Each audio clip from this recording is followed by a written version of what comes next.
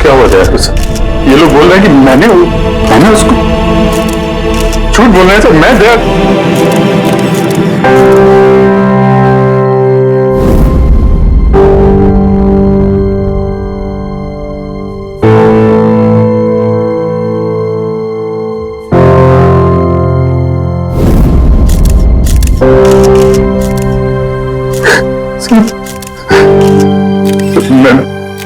मुझे पता नहीं सर, मैंने कब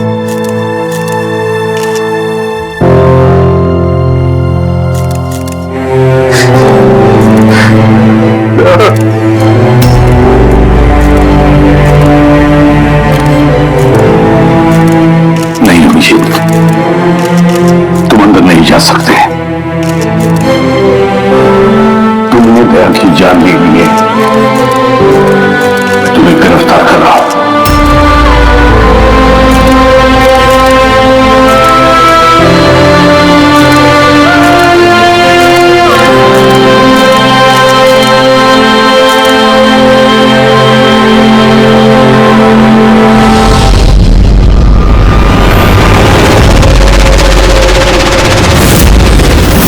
सर, जिसका खून हुआ है उसका नाम डीके है, एक प्राइवेट डिटेक्टिव।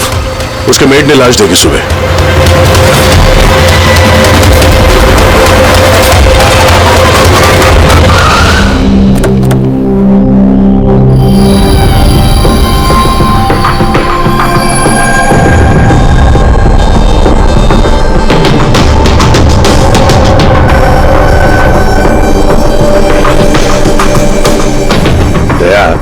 चेहरे के तो चिथड़े उड़ गए हैं।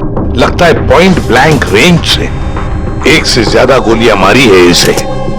सर, इस कमरे का सामान अपनी जगह पे है सर, बिखरा हुआ नहीं है। ऐसा लगता नहीं है कि यहाँ पे हाथापाई हुई है।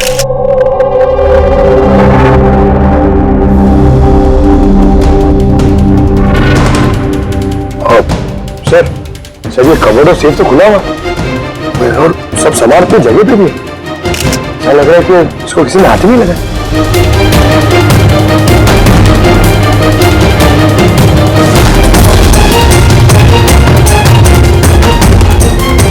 सर, पैसे और जेवर ऐसे के ऐसे ही। लगता है खूनी को जो चाहिए था शायद वो वही निकल गए। सर, गोली।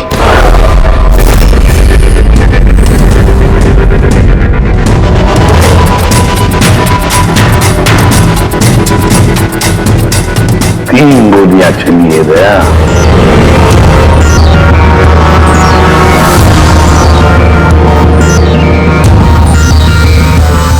सर, आप रेडी?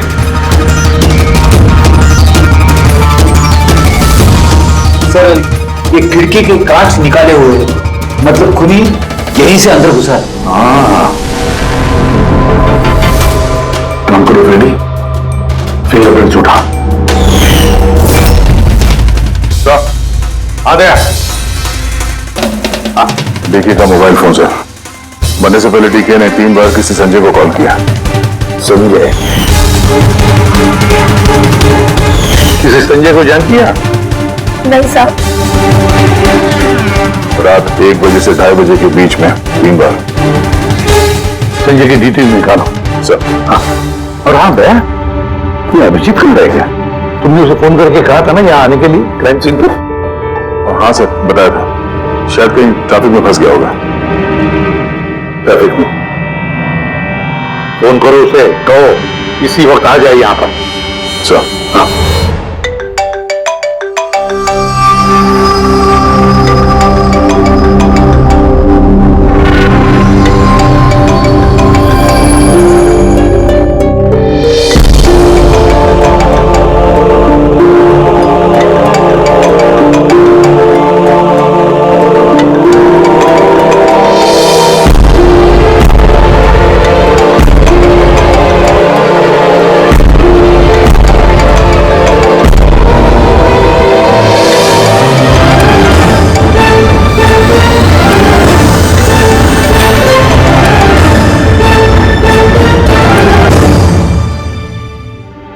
अबे क्या बोल रहा है अभिजीत? कहाँ है वो? सर वो तबीयत थोड़ी खराब है उसकी, वो डॉक्टर के पास जाएगा और शायद वहां से सीधे ब्यूरो पहुंचेगा। कोई प्रॉब्लम है? नहीं सर, कोई प्रॉब्लम नहीं। समझ में नहीं आता, ये अभिजीत दिल्ली से आने के बाद कुछ अजीब सा बर्ताव कर रहा है।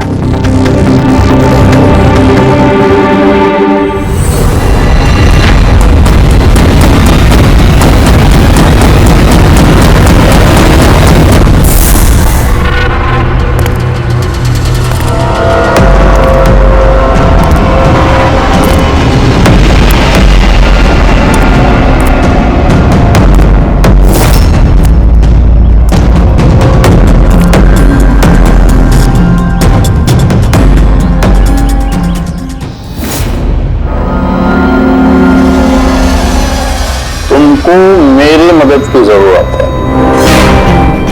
तुमको? हाँ? अरे भाई, तुम तो खुद एक सीआईडी ऑफिसर हो। हाँ, लेकिन ये काम मैं खुद नहीं कर सकता। चलो ठीक है, कर देंगे मदद। तू भी क्या याद रखेगा? चल चाय वाय तो पी। नहीं यार, वो मैं ठीक हूं भाई। आई मीन देख चेतन, ये काम जो है ना, इसके बारे में किसी को खबर नहीं होनी चाहिए, खासतौर पे मेरी टीम को। कैसी बात कर रहा है यार? इतने दिन की दोस्ती है अपनी, इतना भरोसा नहीं है? बता काम क्या है? किसी का पीछा करना है, नजर रखनी है उस पे, और इस काम के मैं तुझे पैसे भी दूंगा। क्या बात कर रहा है यार? दोस्ती में पैसा? चल ठीक है, तेरा इच्छा है तो दे देना पैसा। वैसे पीछा किसका करना है?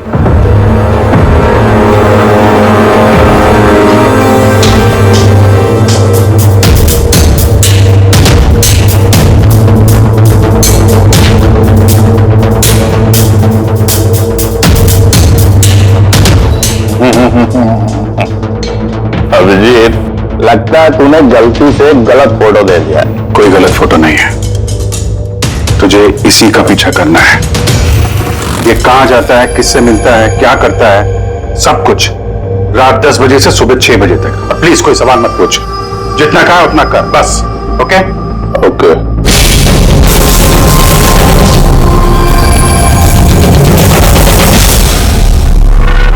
या तो अभिजीत पागल हो गया,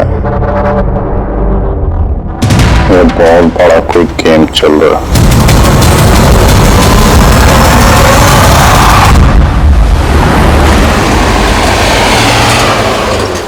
क्या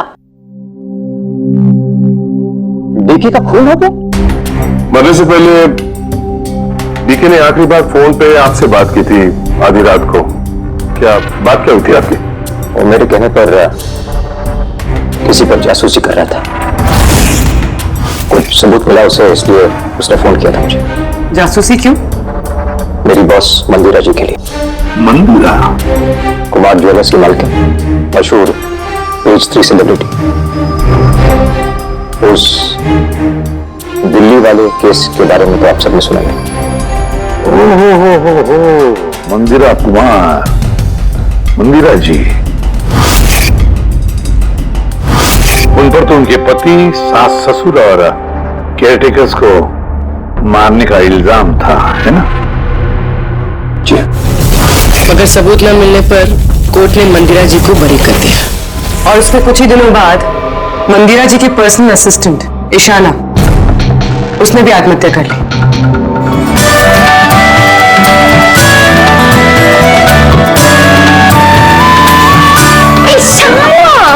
हाय मारिया, तू आज भी लेट हो गई ना? जल्दी जाओ, संजय सर तुम्हारा वेट करे कब से। गॉड, संजय सर इतनी जल्दी क्यों हो रहे? आ भी गए और बहुत गुस्से में। ओह गॉड, तू मेरा बैग खराब मैं आती।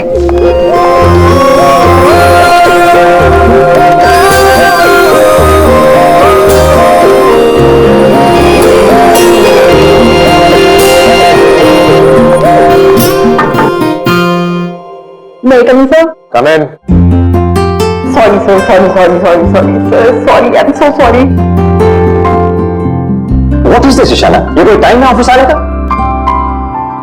सर ट्रैफिक बहुत ज्यादा था। और ट्रैफिक ये क्या रोज रोज का एक्सक्यूज है तुम्हारा? इस ऑफिस में बाकी लोग भी इसी ट्रैफिक में आते हैं ना? हाँ बोलो कुमार। नहीं, 30 दिसंबर के पहले कुछ नहीं हो सकता है। अरे तुम जानते हो यार, 30 दिसंबर को मंदिरा मैन का इवेंट है मुंबई में, उसके पहले जो कुछ भी होगा उसके बाद होगा। हाँ हाँ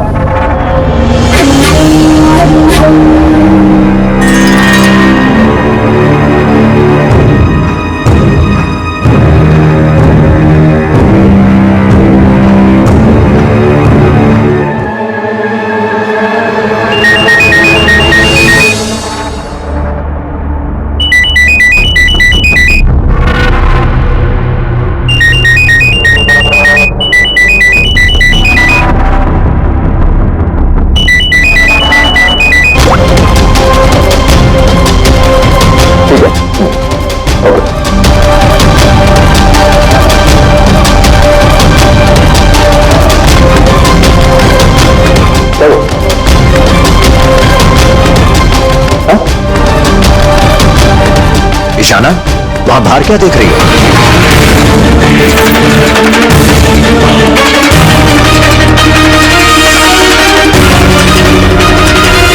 मेरे कैबिन की खिड़की से कूदकर आत्महत्या की थी उसने।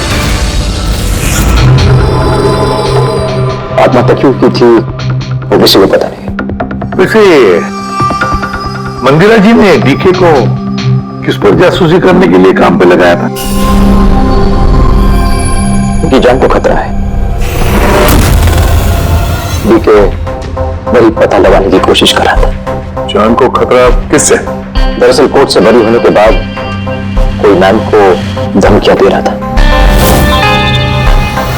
ये धमकियां फोन पर ही? जी हाँ, फोन पे भी, अनजान नंबरों से और टाइप किए गए चिट्ठियों से भी।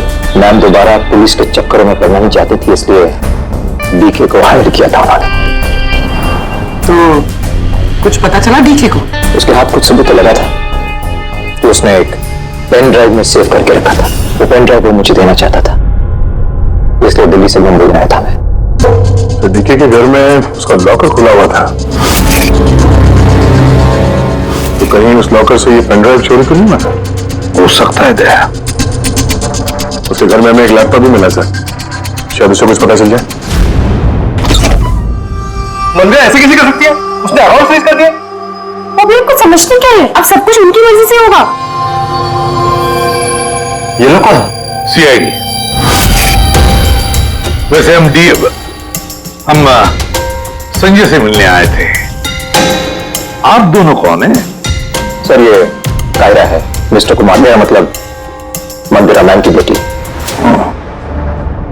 और ये मैम के बहनोई हैं मिस्टर सबीर। हम मंदिरा जी और उनके पूरे परिवार से कब मिल सकते हैं? क्योंकि उनकी जान की हिफाजत अब हमारी जिम्मेदारी है। इनफैक्ट मंदिरा मैम, कायरा के चचेरे भाई शिखर और उनकी पत्नी अमारा सब आज रात को ही आ रहे हैं। 30 दिसंबर को कुमार ज्वेलर्स का एनुअल चैरिटी इवेंट है, उसमें शामिल होने के लिए। तो ठीक है, कल सुबह सुबह ही मिलते हैं।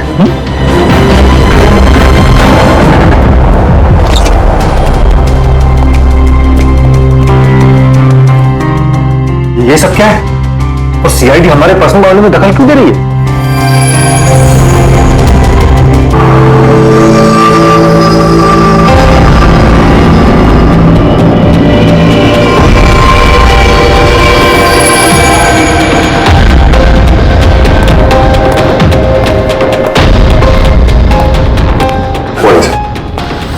हेलो सर, अब तबीयत कैसी है आपकी?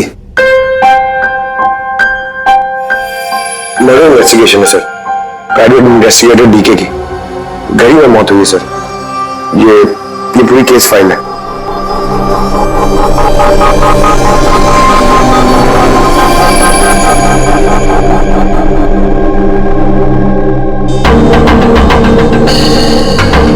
सर, ये तस्वीरें उसके घर की हैं, घर की तस्वीर है, उसी के घर की तस्वीर है, और यहीं पे इसका मर्डर हुआ है ना?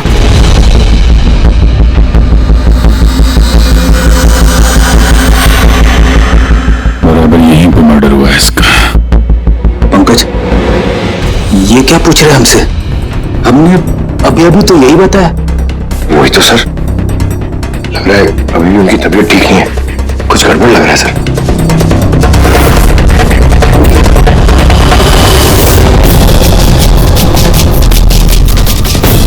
अभिजीत,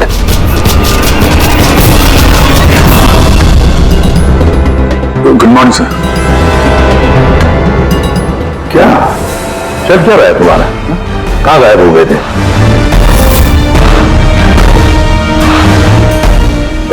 अरे अभिजीत, तुम्हारी तबीयत खराब थी ना, तो डॉक्टर के पास जाना था, यहाँ क्यों? हाँ सर, वो कुछ दिनों से थोड़ी गड़बड़ चल रही है सर, पर अब ठीक है, आई एम बेटर नाउ। या गड़बड़ चल रही थी। सर, डीके संजय को जो पेनड्राइव देने वाला था, तो उसका जो डेटा है वो हम हासिल करने का एक तरीका है सर। पेनड्राइव तो मिला नहीं ना रे, तो फिर डेटा कहां से लाओगे? सर है ना, एक तरीका है, वो हम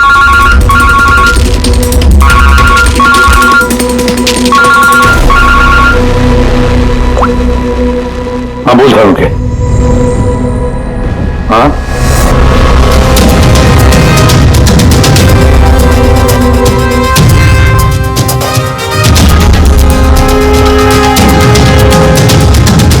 है सर।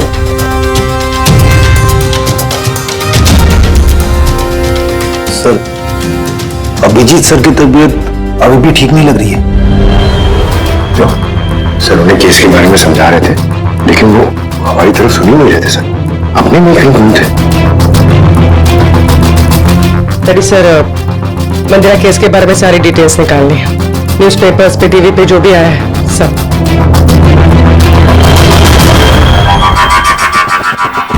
घर में घुसने का एक ही रास्ता है, मेन गेट, और चाबी डीके और उसके घर के मेट के पास रहती है। बाथरूम की खिड़की, मतलब कातिल ने बाथरूम की खिड़की का कांच निकाला और अंदर घुसा, और उसके बाद अभिजीत क्राइम सीन पर था भी नहीं, और यहाँ पे तो बाथरूम का कोई फोटो भी नहीं है, तो फिर इससे ये सब कैसे पता? अभिजीत मुझसे कुछ छुपा रहा है, मगर क्या?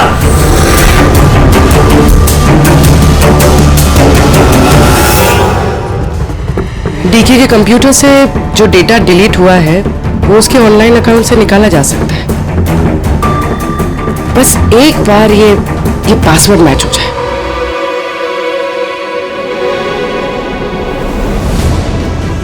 कुछ दिनों से थोड़ी गड़बड़ चल रही है सर, पर अब ठीक है, I am better now. Sir उन्हें केस के बारे में समझा रहे थे, लेकिन वो हमारी तरफ सुन ही नहीं रहे थे सर, अपने में कहीं गुम थे।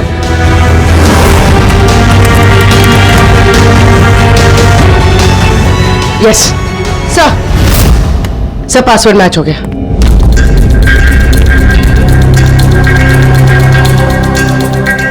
सर इसमें तो वीडियोस हैं, चेक करते हैं। सर ये तो टीके के कंपाउंड के अंदर की फुटेज है। इसका मतलब वहां पे सीसीटीवी कैमरा है नहीं, हमारे पहुंचने से पहले किसी ने निकाल लिया। पर निकाला किसने होगा? दूसरा वीडियो देखना।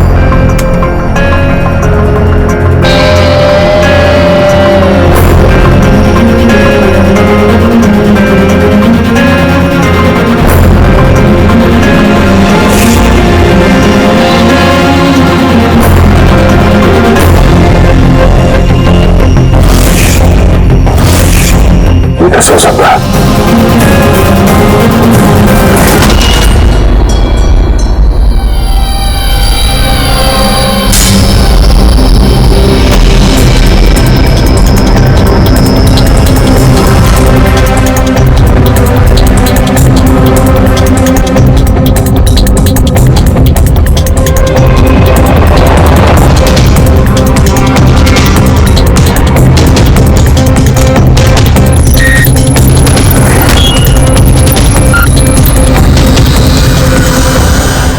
सब अपने अच्छी तरह से क्रॉस चेक तो कर लिया ना?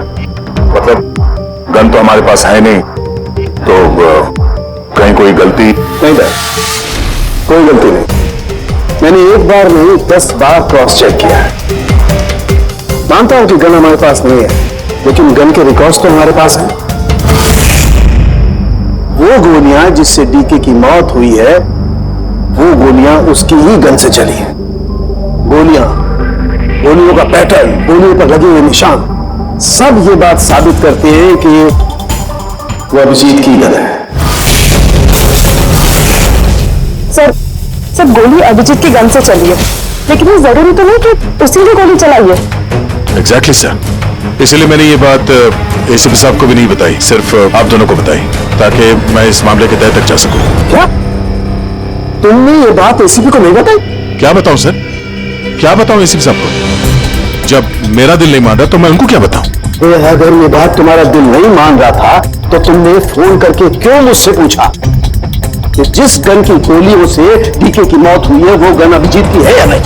वो क्या था जिसकी वजह से तुम्हें अभिजीत पर शक हुआ? क्या था वो? इसलिए सर क्योंकि जब हमने, जरा पीछे ले जाना।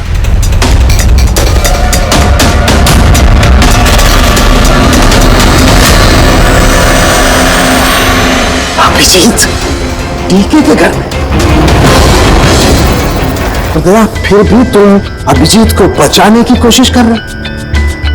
देखो दया, अभिजीत और तुम्हारी दोस्ती को मैं बहुत अच्छी तरह से मानता हूं, उसका आदर भी करता हूं, लेकिन ड्यूटी, अपना फर्ज किसी भी रिश्ते, किसी भी दोस्ती से ज्यादा बड़ा होता है, और ये बात मुझे तुम्हें बताने की जरूरत नहीं है। सर बिना ठोस सबूत के अभिजीत सर पे शक करना। सबूत नहीं था तो क्या था? पूरी अभिजीत डीके के घर में घुसा, ये सबूत नहीं तो क्या है? पूरी अभिजीत सर डीके के घर में घुसे, ये हमने देखा, लेकिन उन्होंने डीके का खून किया ये तो नहीं देखा ना। सर ये भी तो हो सकता है कि उनकी गन से डीके को किसी और ने मारा हो सकता है, ये हो सकता है कि अभिजीत की गन से डीके को किसी और ने मारा, लेकिन ऐसी हालत में अभिजीत की गन अभिजीत के पास नहीं आनी चाहिए। क्या तुम लोगों को अभिजीत ने बताया? उसने बताया कि उसकी गन गुम हो चुकी है, कोई गुमशुदगी की रिपोर्ट लिखाई उसने? वो सवेरे से तुम लोगों के साथ है, क्या उसने बताया कि वो ऐसे अजीब से कपड़े पहन करके डीके के घर में क्यों घुसा, और वो भी बाथरूम का शीशा तोड़? बताया? बताया सर, आपके सारे सवालों का जवाब मैं अभिजीत से पूछ लूंगा, पर सर तब तक के लिए प्लीज सर, तब तक के लिए एसीपी साहब को कुछ मत बताना। मैं तुम लोगों की हालत को समझ रहा हूं, मुझे खुद भी अच्छा नहीं लग रहा है। Please sir, please. ठीक है, कल सुबह तक मैं कल सुबह तक का टाइम तुमको देता हूं, या तो सच का पता लगा लो या फिर ये सारी की सारी बात खुद एसीपी को बता दो। अगर तुमने एसीपी को ये बात नहीं बताई तो फिर मैं खुद प्रद्युमन को ये सारी की सारी बातें बताऊंगा।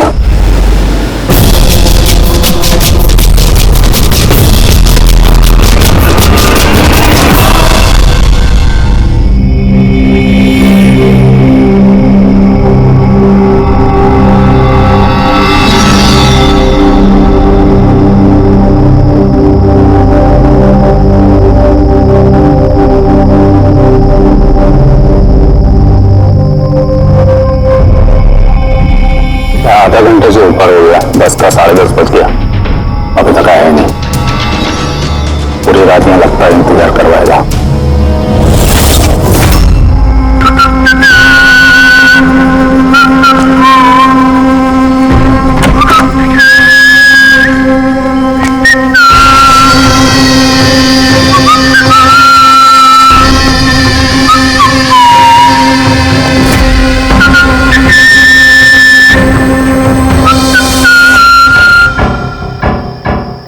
तुझे इसी का पीछा करना है।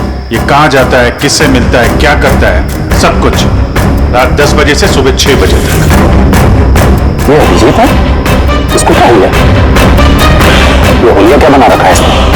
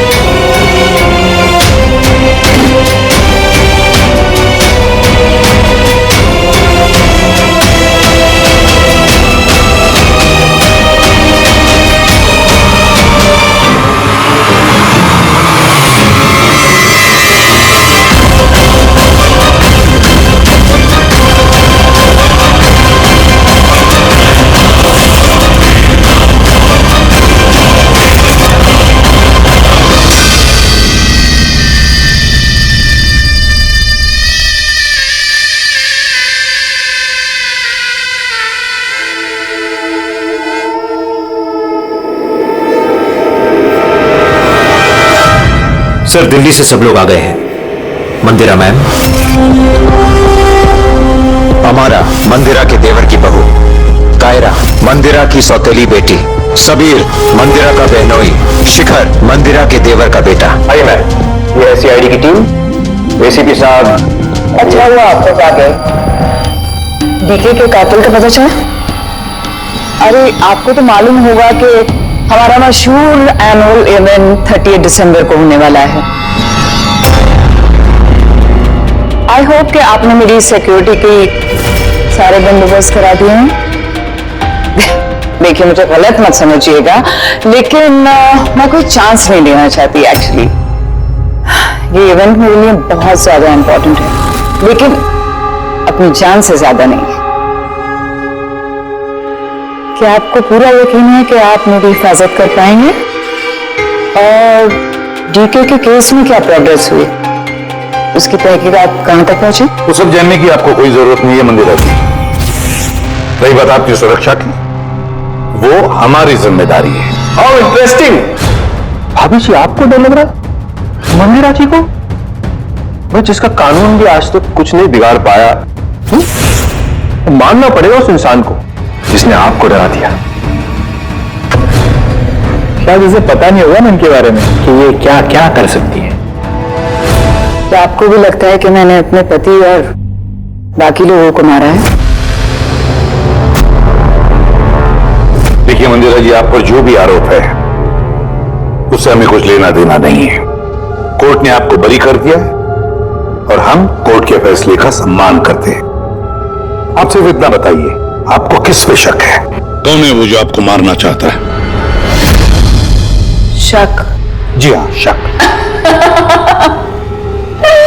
नहीं, मुझे शक किसी पर भी नहीं है, बल्कि मुझे पूरा यकीन है कि मेरे मरने के बाद ये सब बहुत खुश होंगे और मुझे मारने की साजिश में भी इनमें से किसी एक का हाथ है। And I am very sure कि ईशाना की आत्महत्या में इनमें से किसी एक का हाथ है। अब आप ही बताइए, इतने प्यारे अच्छे रिश्तेदारों के होते हुए मुझे दुश्मन की क्या जरूरत है? मैम प्लीज, आप फिर से अपना ये इमोशनल ड्रामा शुरू मत कीजिए। यहाँ पे ऐसा कोई क्रिमिनल नहीं है जो आपको मारना चाहेगा। खुद को बेगुनाह और बाकी सबको विलन समझना, ये तो भाभी की पुरानी आदत है। आई स्वेयर मैंडी, मुझे तो इस कहानी पे यकीन ही नहीं है। कौन मारना चाहता है तुमको और किसने धमकियां दी हैं? कहाँ है वो धमकी भरे खत? हाँ मंदिरा जी, कहाँ है वो खत?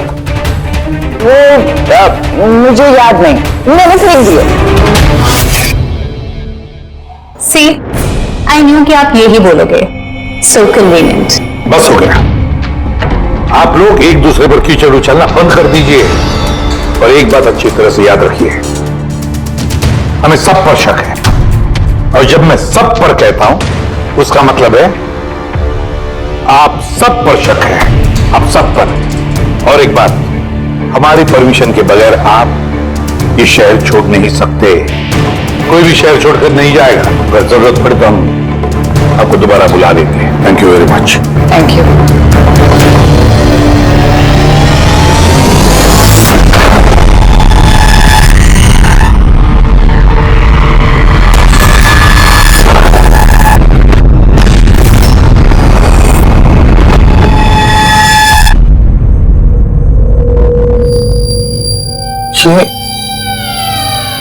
ये मैं हूं?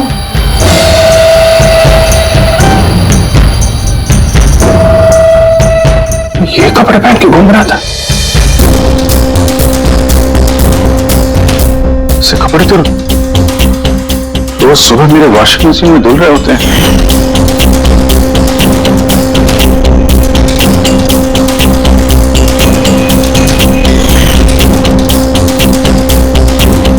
ये जूते,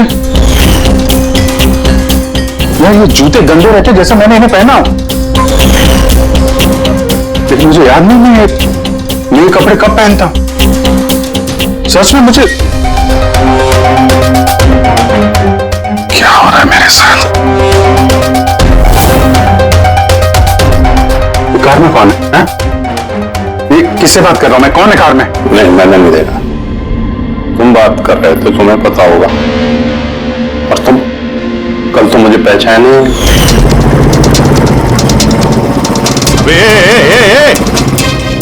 चांद के छल्ले, तुझे सुसाइड करना है तो किसी बड़ी गाड़ी के नीचे जाना।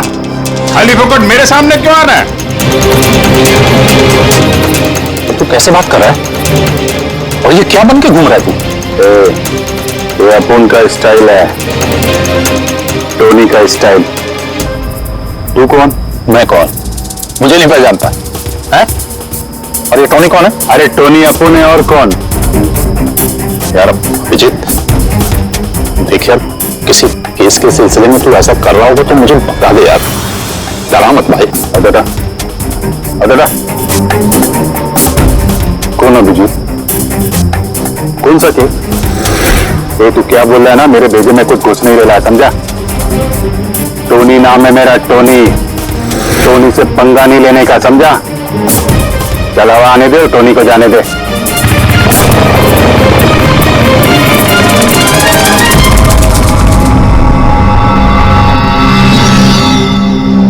ये अभिजीत अपने आप को टोनी क्यों बोल रहा है? टोनी? कौन कौन टोनी? सच में तेरे को कुछ भी याद नहीं है? नहीं, मुझे कुछ याद नहीं, सच कह रहा हूं मैं। मतलब तू कार में उन लोगों से बात कर रहा था, उसके बाद तू गेस्ट हाउस के अंदर गया। Guest house? हाँ, फिर थोड़ी देर बाद तू बाहर आया। मैं गेस्ट हाउस के अंदर गया? मैंने अंदर क्या किया है? तूने देखा कुछ किया मैंने? मैं कैसे देख सकता हूं, मैं तो बाहर था ना। क्या हो रहा है? मुझे वहां जाना होगा। कहां?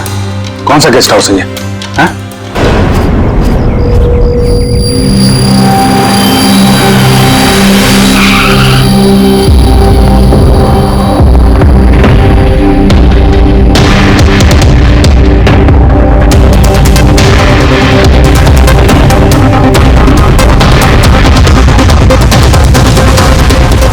सर, खून।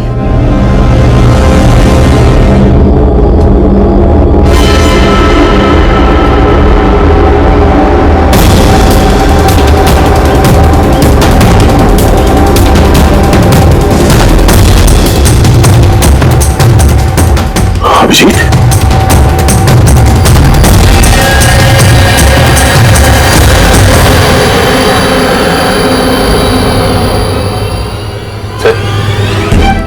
तुम यहां पे? तुम्हारा फोन ट्रैक करके, और यही सवाल मैं तुमसे पूछ रहा हूं अभिजीत, तुम यहां कैसे?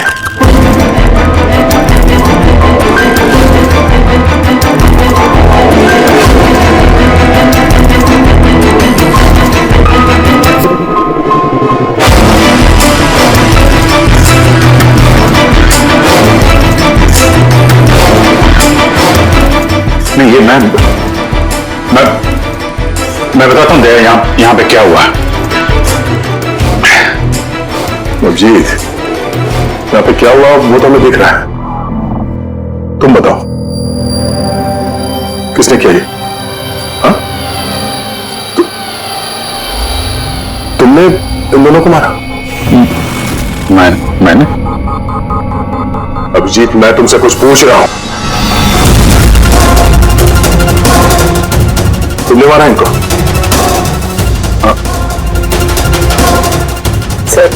सर आप अभिजीत सर पे इल्जाम लगाए हैं सर। मुझे इल्जाम लगाने की जरूरत नहीं है पूर्वी, तुम देख नहीं रही हो? यहां दो लाशें पड़ी हैं, खून से लथपथ, और सीआईडी ऑफिसर अभिजीत लाशों के बीच से ये बैज उठा रहा है, या यूं कह लो कि सुराग चुरा रहा है। अभिजीत, मैं फिर पूछ रहा हूं तुमसे, मुझे तुम्हारे साथ अपराधियों जैसे बर्ताव करने पे मजबूर मत करो। तो क्या करूं मैंने? क्या बोलूं मैं? अगर मैं बोलूं कि मैंने ये नहीं किया तो मानोगे? अगर मैं कहूं कि मुझे पता नहीं कि मैंने किया है या नहीं? आई नो मैं अनर्गल बोल रहा हूं, लेकिन तुम लोग तो मुझे जानते हो ना। अभिजीत, यहां मेरे सामने जो सबूत पड़े हैं उनको देखकर हम कुछ कह नहीं सकते। मुझे अपना फर्ज निभाना होगा।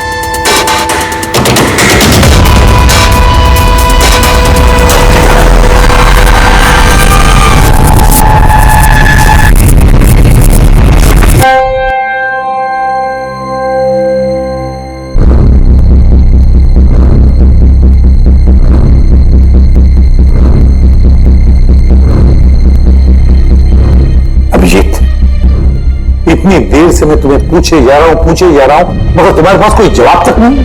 हाँ? तुम जानते हो तुम पर कैसा इल्जाम है? कुछ समझ रहे हो तुम? सर वो नहीं, बस तुमसे ये उम्मीद नहीं थी दया। इतना सब हो गया, तुमने मुझे बताया तक नहीं? क्यों नहीं बताया मुझे दया? ये तो समझ के तूने मुझे बताया, वरना पता नहीं। दया, मैंने वही किया जो सही था। बताओ मुझे, क्या तुमने ये खून किया है? अभिजीत, क्या ये खून तुमने किया है? मुझे नहीं पता सर। पता नहीं कैसे? डैमेट, पता नहीं कैसे? हाँ? डीके के घर में चोरी छुपे तुम घुस रहे थे, उसका सीसीटीवी फुटेज मैंने देखा। उन लाशों के बीचों बीच खड़े थे तो बहन तुम्हें खुद या पकड़ के लाया। डीके और बॉडीगार्ड पे जो गोलियां चली वो तुम्हारी इस गन से चली है, इसी गन से चली है। और तुम कह रहे हो कि तुम्हें कुछ पता नहीं? मेरी आंखों में आंखें डालकर बताओ मुझे, कहो कि तुमने ये खून नहीं किया, कहो कि तुमने कुछ पता नहीं है। तुम्हें नहीं पता है सर, मुझे कुछ नहीं पता सर, सॉरी। क्या बताऊं मैं आपको, क्या बोलूं सर, जब मैं खुद नहीं जानता सर कि मैं डीके के घर में क्यों पहुंचा, कैसे ये सारे खून मेरे इस गन से हो रहे हैं, मुझे नहीं पता सर। सर मैं तो डीके को जानता भी नहीं, मैं उन बॉडीगार्ड्स को नहीं जानता, मैं मंदिरा को नहीं जानता, मैं तो अपने आप को भी नहीं जानता सर। मैं क्या करता हूं, कहां जाता हूं, किससे मिलता हूं, मुझे नहीं पता। पिछले कुछ दिनों से मेरे साथ कुछ तो हो रहा है, लेकिन मुझे ठीक से पता नहीं चल रहा है। दिन भर सब कुछ ठीक रहता है। रात को घर जाता हूं, खाना खा के सो जाता हूं, और जैसे ही सुबह उठता हूं तो अजीब से कपड़े, अजीब से जूते जो मेरे नहीं हैं, पता नहीं कहां से मेरे घर में आ जाते हैं। कपड़े वॉशिंग मशीन में धुल रहे होते हैं, जूतों पर मिट्टी लगी रहती है, ऐसा लगता है कि जैसे मैंने उनका इस्तेमाल किया है,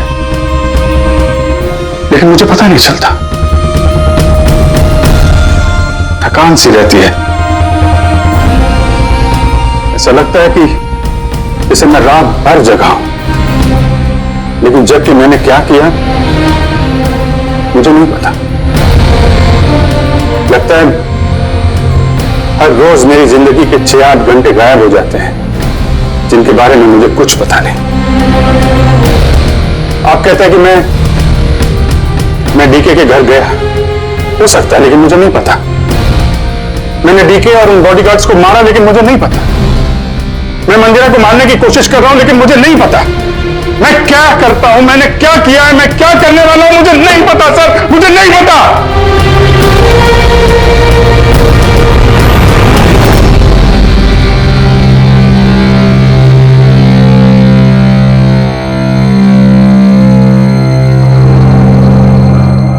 देखो अभिजीत, इस वक्त तुम खुद के लिए और दूसरों के लिए भी खतरनाक हो। मैं तुम्हें खुला नहीं छोड़ सकता। मैं तुम्हें नजर कैद में रख रहा हूं, और दया तुम पर नजर रखेगा।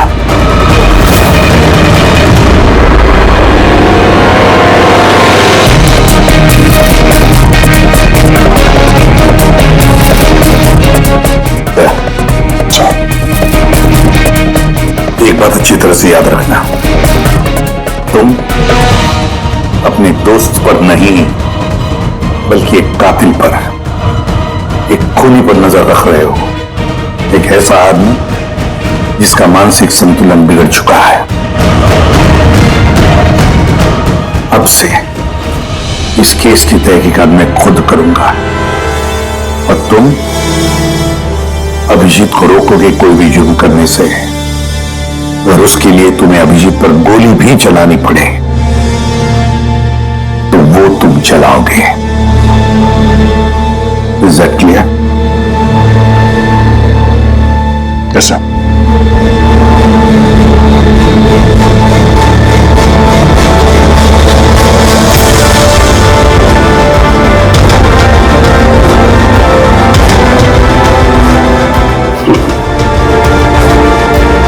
हथकड़ी लगा दो यार।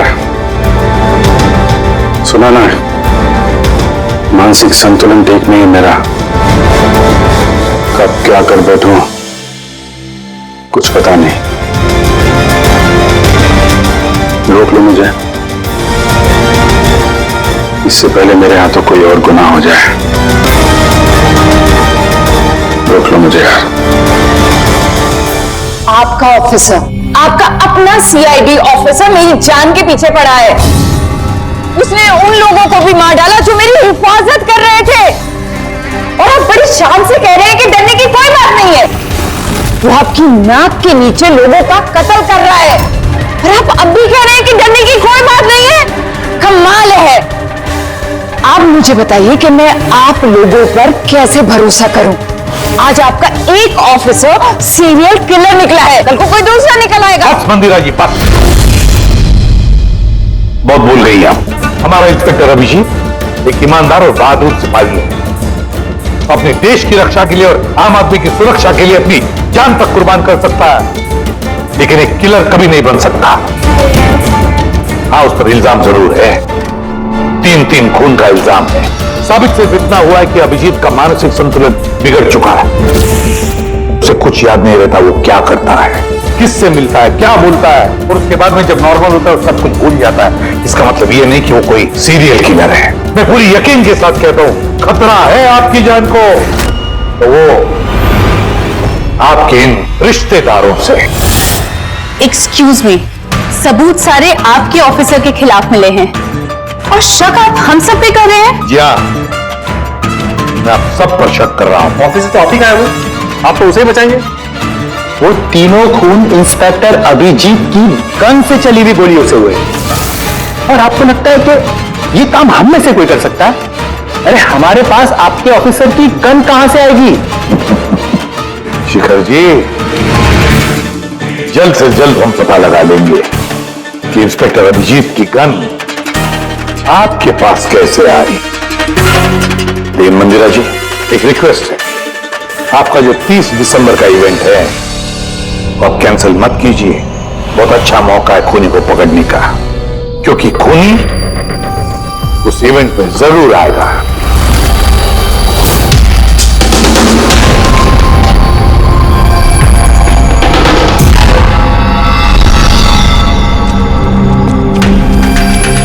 Sir sir.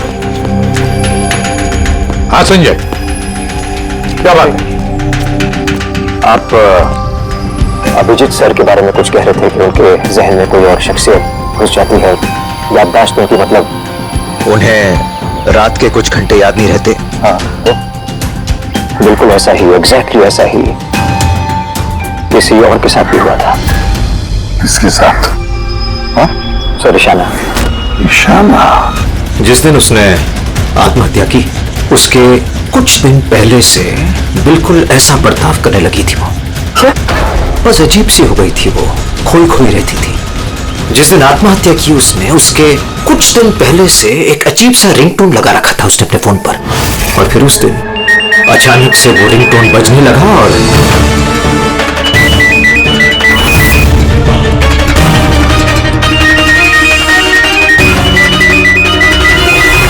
तो ऐसा लग रहा था कि वो ईशाना नहीं, कोई और है। सर, अभिजीत सर भी तो दिल्ली से आने के बाद इस तरह से बिहेव कर रहे हैं। हाँ, ईशाना, अभिजीत, दिल्ली, ये तीनों का कोई ना कोई कनेक्शन जरूर है। कुछ ना कुछ तो गड़बड़ जरूर है, कुछ ना कुछ तो है।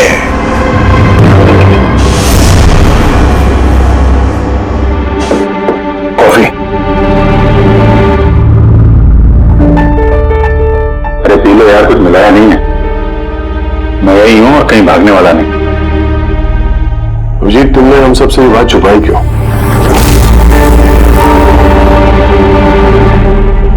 छुपानी पड़ी यार, क्या करता? मुझे कुछ समझ में नहीं आ रहा था कि मैं क्या करूं, मेरे साथ क्या हो रहा है। मैं खुद ही कंफ्यूज हूं, तो मैं उसको तुम्हें क्यों फंसाऊं यार? इसलिए और कोई बात नहीं है। मुझ पर भरोसा नहीं रहा या मुझे इस लायक नहीं समझते कि मैं तुम्हारी कोई मदद कर सकता हूं? क्या यार, कैसी बात कर रहा है यार? ऐसा कुछ नहीं है। तो फिर कैसी बात है? मुझे तो ये लगने लगा है कि मैं तुम्हें जानता भी नहीं हूं। इस वक्त मैं यहां बैठकर जिस आदमी से बात कर रहा हूं वो अभिजीत है या फिर कोई टोनी।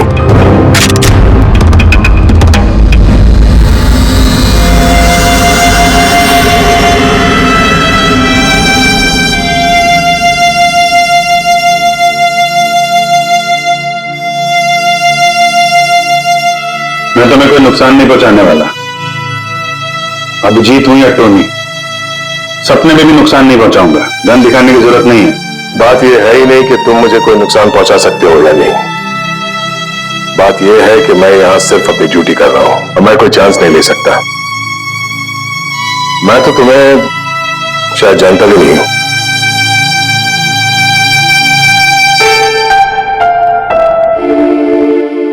ठीक है, सब तुम समझने को तैयार ही नहीं है तो क्या?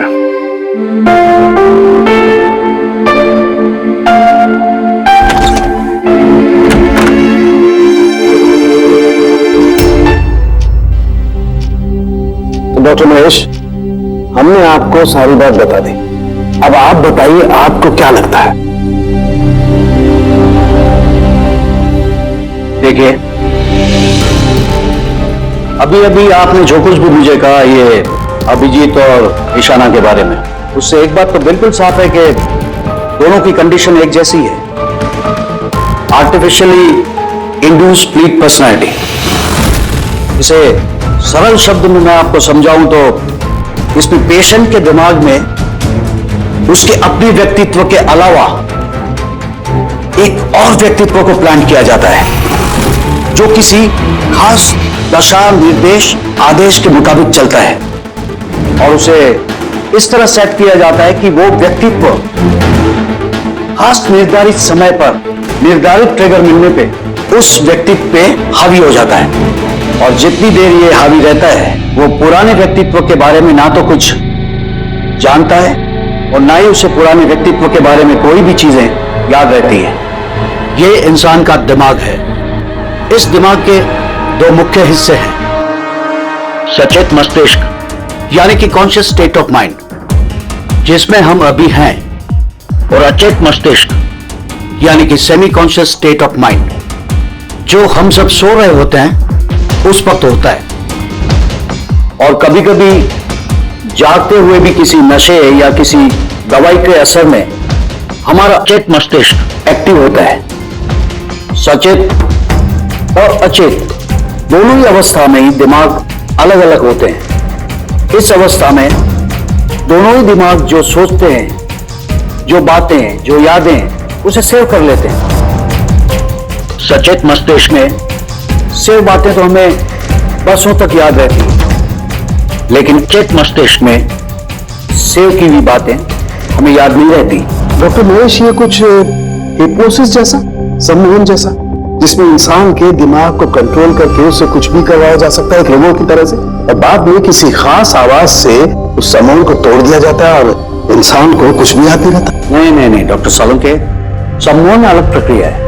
सम्मोहन में आप आदमी को तभी तक कंट्रोल में रख सकते हैं जब तक वो सम्मोहित अवस्था में है। सम्मोहित अवस्था से एक बार बाहर निकलने के बाद उसे वापस सम्मोहित करना पड़ता है। ये मुद्दा ही बिल्कुल अलग है।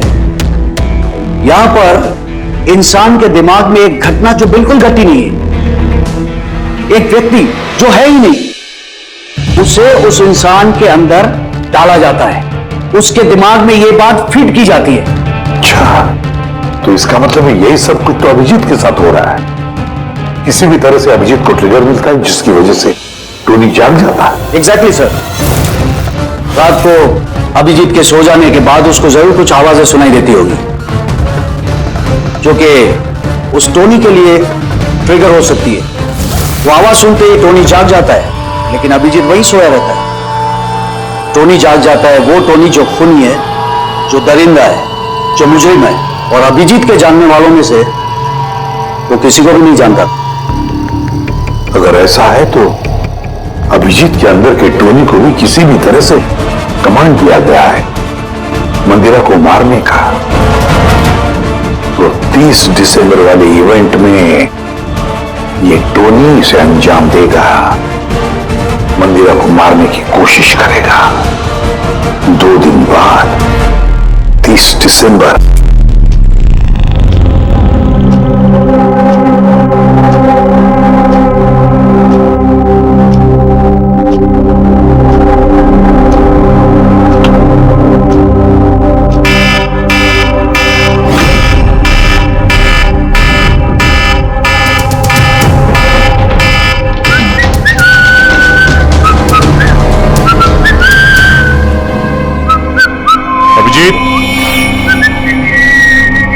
अभिजीत,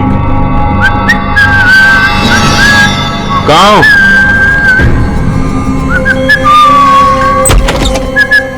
अभिजीत, अभिजीत, ओए, टोनी।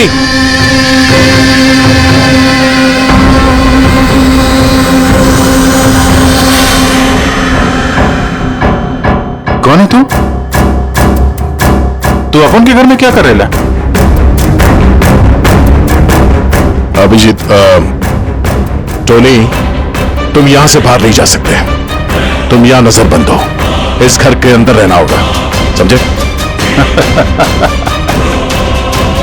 टोनी को अपना काम करने का है। मेरे रास्ते में खाली पीली आएगा, भेजा उड़ जाएगा। चल अब आने दे। घर से बाहर नहीं, घर में। हाथ हटा, हाथ हटा। बोला ना टोनी को अपना काम करने का है। मेरा भेजा मत हिला। मेरे और काम के रास्ते के बीच में कोई नहीं आ सकता। चल। टोनी, तुम कहीं नहीं जाओगे। यहीं घर पे रहोगे तुम, समझा? क्या बोला? टोनी पे हाथ उठाया तूने? टोनी पे हाथ उठाया? अभिजीत! अभिजीत!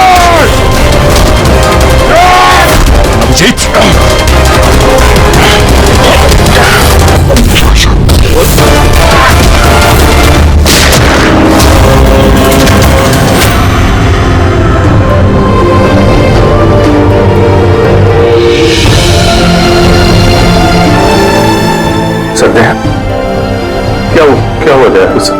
ये लोग बोल रहे हैं कि मैंने हूं। नहीं अभिजीत, तुम अंदर नहीं जा सकते।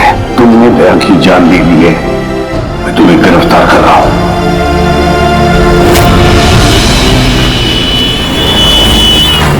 इशाना के फोन रिकॉर्ड्स में डॉक्टर तानिया का नाम कई बार है। आप में से कोई जानता है डॉक्टर तानिया को? आत्महत्या करने से पहले वो डॉक्टर तानिया से मिली थी क्या? ये डॉक्टर तानिया कहीं डेंटिस्ट तो नहीं?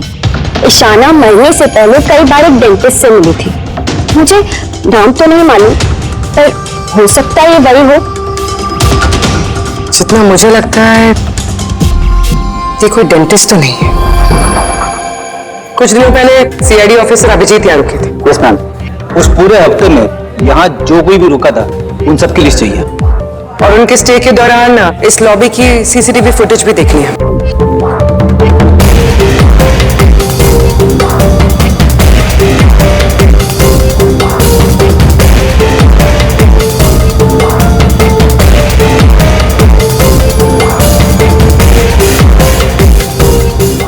एक मिनट पॉज कीजिए। ये लड़की कौन है जिससे अभिजीत सर बात कर रहे हैं? पूर्वी, इस लिस्ट में डॉक्टर तानिया का नाम है और वो यहीं पे रुकी हुई थी जब तक अभिजीत सर यहाँ पे थे। शायद ये वही लड़की। क्या नाम है इस लड़की का? मैम डॉक्टर तानिया, हफ्ते भर यहीं थी वो। सर तानिया से तुरंत मिलना होगा। सर तानिया मुंबई के पैराडाइज होटल में रुकी हुई है। क्या मतलब मुझे टिकट नहीं मिल सकता? लोग मुझे अभी इसी वक्त इंडिया से बाहर जाना है। Do you understand?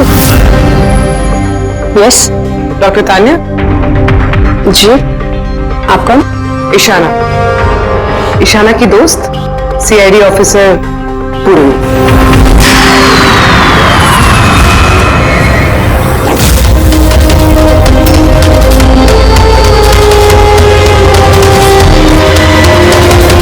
भागना बड़ा मुश्किल है। कहां भाग रही है तानिया जी? क्या क्या चाहते क्या है आप लोग? अभिजीत के साथ क्या किया तुमने?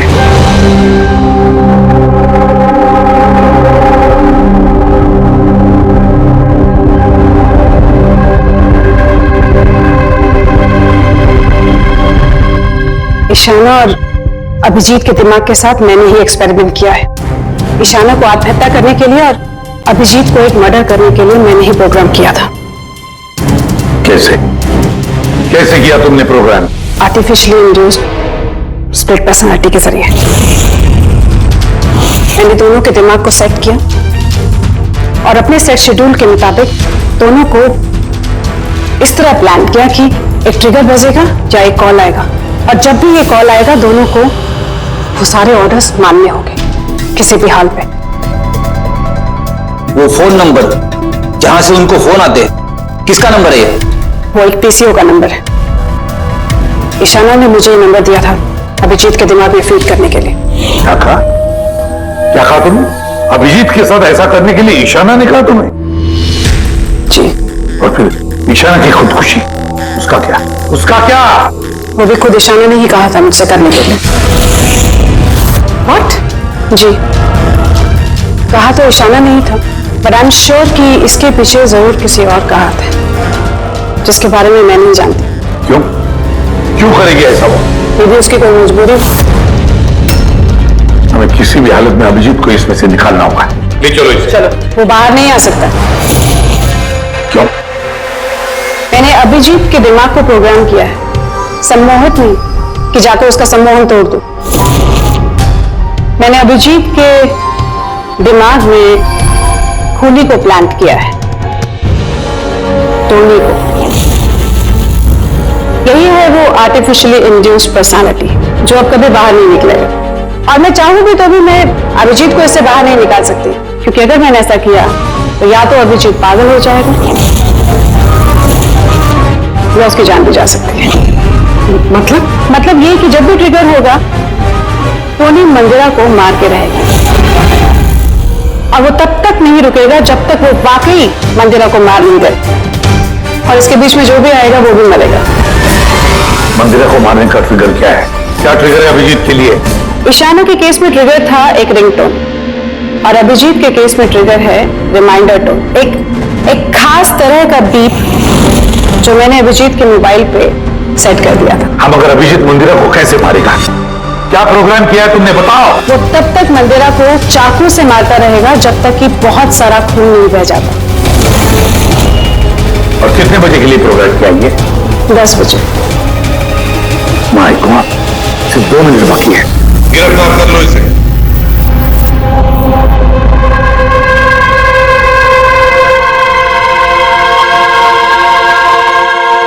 अभी जिंदगी में भी सोचा था सर कि आपके ऊपर मुजरिमों की तरह नजर रखनी पड़ेगी।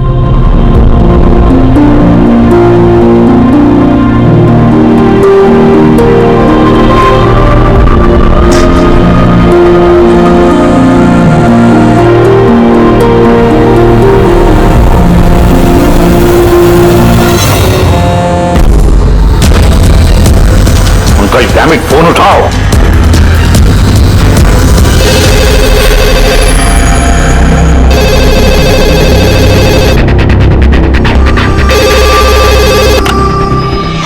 पंकज कहाँ थे तुम? मोबाइल क्यों नहीं उठा रहे थे? सॉरी सर, मेरा फोन साइलेंट था। इधर ही सर, अभिजीत सर के पास। सुनो मेरी बात, अभी के अभी जाके अभिजीत का फोन स्विच ऑफ करो। क्या सर? फोन स्विच ऑफ करो? फोन स्विच ऑफ करो, जैसे मैंने कहा वैसे करो, अभी इसी वक्त। अभिजीत सर का फोन। पंकज तुम सवाल क्यों कर रहे हो? अभी के अभी जाके फोन बंद करो। देखो बिल्कुल वक्त नहीं है हमारे पास, नहीं तो अभिजीत का टोनी बन सकता है। अभी जाओ जल्दी।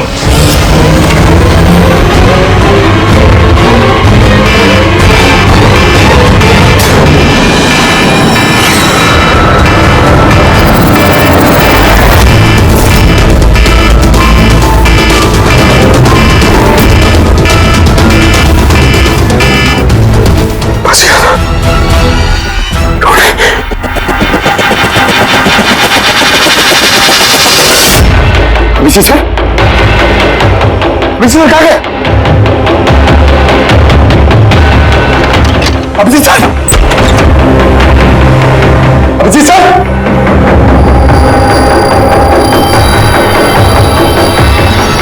टोनी को बंद करके रखिए। टोनी को मारेगा तू? टोनी को? जो भी टोनी और मंदिरा के बीच में आएगा वो मरेगा।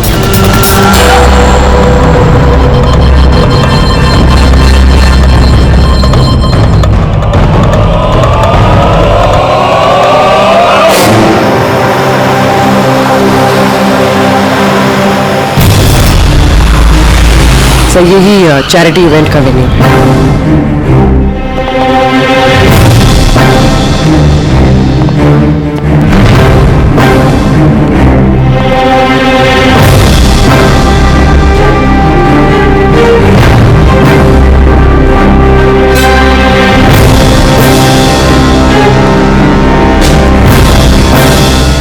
आप लोग रुक जाइए प्लीज।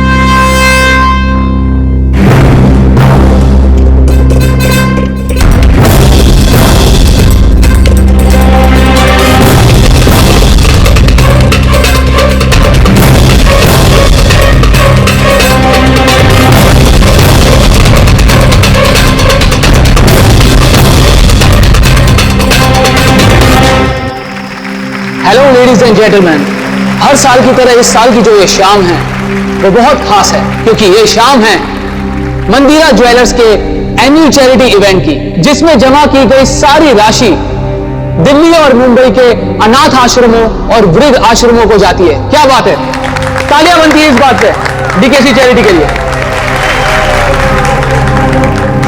हर साल की तरह इस साल भी जो हमारी मुख्य अतिथि है वो और कोई नहीं है बल्कि मिसेस मंदिरा खन्ना है। तो आइए दोस्तों, आप सभी की जोरदार तालियों के बीच हम स्वागत करते हैं मिसेस मंदिरा खन्ना का। Mrs Mandira Khanna.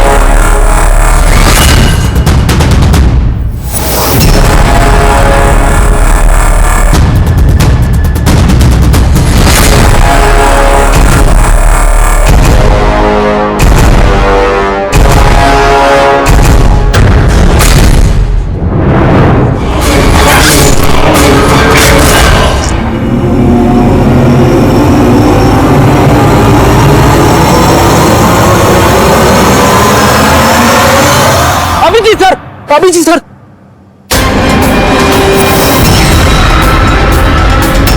Sir sir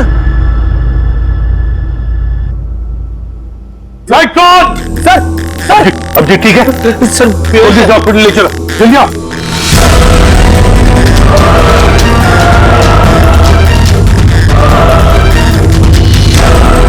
दरवाजा खोलो।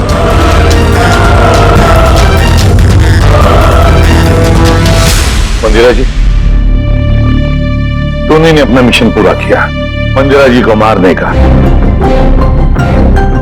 वैसे हम पर भरोसा करने के लिए बहुत बहुत शुक्रिया मैम। ये आप लोग मुझे यहाँ क्यों लाए? मुझे तो स्टेज पे होना चाहिए ना। मैडम, हमारा एक प्लान है। प्लान?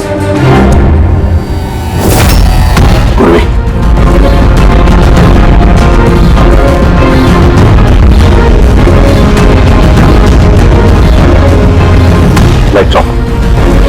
मंदिरा जी,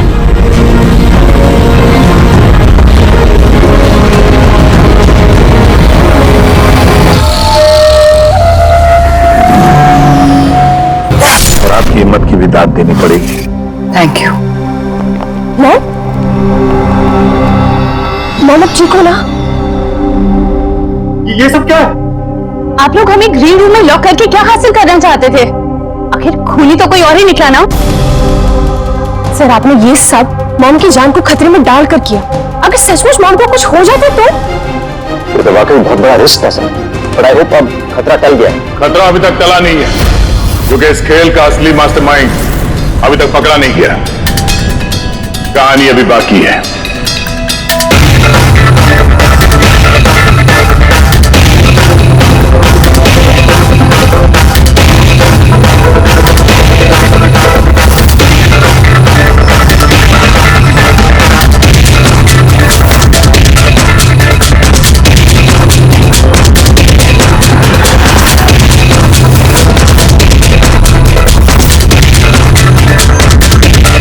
क्या हुआ? मुझे देख के अच्छा नहीं लगा? कभी कभी कातिल तक पहुंचने के लिए हमें मरना भी पड़ता है। इसका मतलब इनके खून की खबर नाटक थी? मेरी मौत से कातिल बड़ा खुश था कि वो कामयाब हो गया। और उसी समय का हमने फायदा उठाया। हम मंदिरा जी को बचाने में लगे हुए थे और दया मास्टरमाइंड के पीछे लगा था। लेकिन असली मास्टरमाइंड है कौन?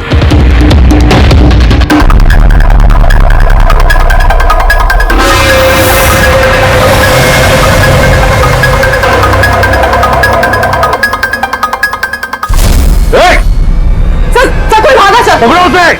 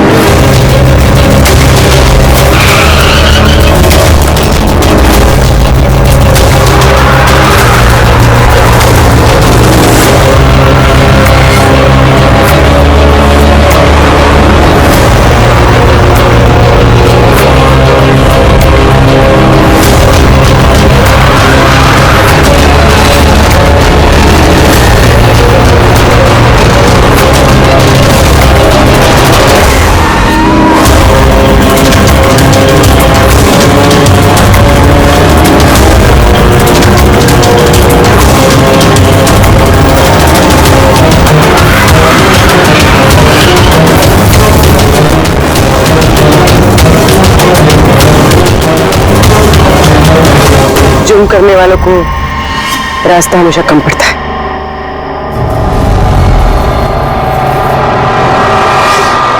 तुम ये सोच रही हो कि हमें कैसे पता चला कि खून तुमने किया? हमें ये तो पता था कि ये मास्टरमाइंड मंदिरा जी के अपने में से कोई है, इसलिए मेरी मौत के बाद सबसे पहले हमने ये पता किया कि आप में से वो कौन है जो अभिजीत को जानता था या फिर उससे मिला था। फिर मुझे याद आया कि क्राइम ब्रांच के सेमिनार के लिए अभिजीत दिल्ली गया हुआ था।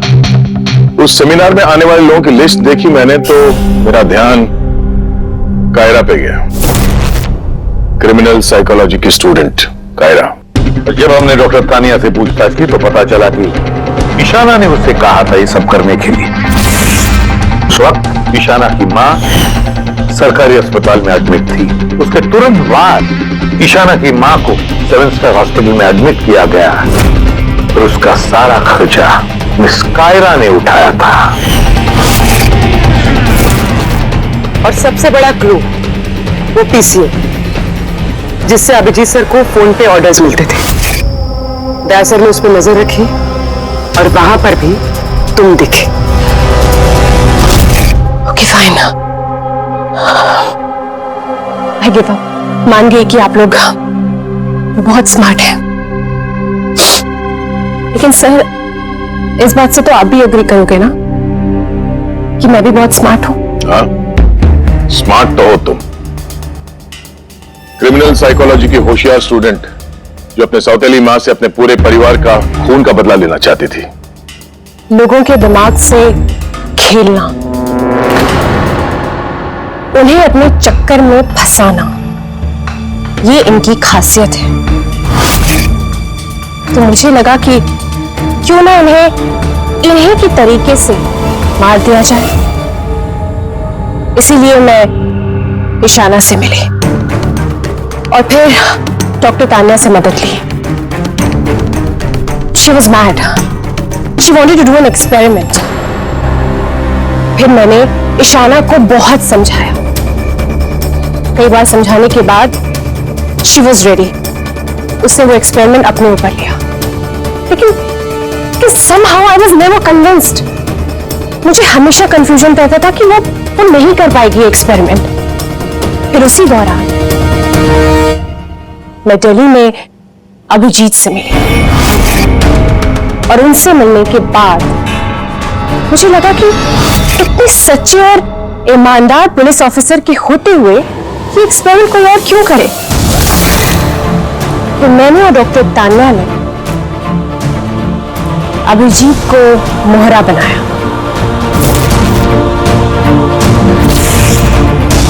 और अपना एक्सपेरिमेंट उन पर किया। और ईशाना हमारे किसी काम की नहीं थी, इसलिए हमने उसे अपने रास्ते से हटा दिया। देखिए वो जो 2 बॉडीगार्ड, उन्होंने क्या बिगाड़ा था तुम्हारा? उन्हें क्यों मरवाया? ऐसा इसलिए किया क्योंकि सारा इल्जाम अभिजीत पर आ जाए और अभिजीत की बुलेट्स और गन्स हासिल करने के लिए टोनी था ना उसके दिमाग में। तुम इतनी खतरनाक हो सकती हो कायरा, मैं कभी सोच भी नहीं सकती थी। अब पता चल गया ना, तुमने मेरे माँ बाप के साथ, मेरी फैमिली के साथ जो भी किया है, तुम्हें जीने का कोई हक नहीं है। मैंने ये सब इसलिए किया क्योंकि मैं ये प्रूव करना चाहती थी कि दुनिया में किसी के भी दिमाग के साथ खेला जा सकता है, चाहे वो सीआईडी ऑफिसर ही क्यों ना हो। तेरा बदले की आग में तुमने एक बहादुर सीआईडी ऑफिसर की जान के साथ खेला है, और तो और 4 मासूम लोगों की जानें भी ली। के ईशाना और मंदिरा जी के 2 बॉडीगार्ड। बहुत गलत किया तुमने। कानून तुम्हें कभी माफ नहीं करेगा।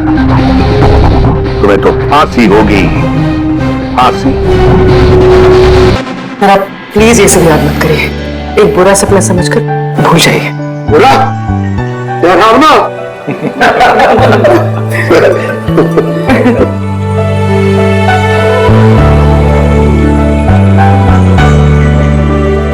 बस मैं भूल जाऊंगी। चलो, केस तो सॉल्व हो गया। हाँ, केस तो सॉल्व हो गया, लेकिन क्या? बस अभिजीत के दिमाग में जो टोनी को प्लांट किया गया था, वो मकसद पूरा हो गया। फिर अब उसे कोई ट्रिगर्स नहीं आएंगे, कोई कायरा की आवाज सुनाई नहीं देगी, जिसकी वजह से अभिजीत टोनी बन जाता था। हाँ, लेकिन बॉस, लेकिन क्या? बॉस, बात यह है कि टोनी अभिजीत के दिमाग में से कभी नहीं जाएगा। क्या? टोनी अभिजीत की पर्सनैलिटी का हिस्सा बन गया है बॉस। कोई नहीं जानता वो कब, कैसे, कहां सामने आ जाएगा।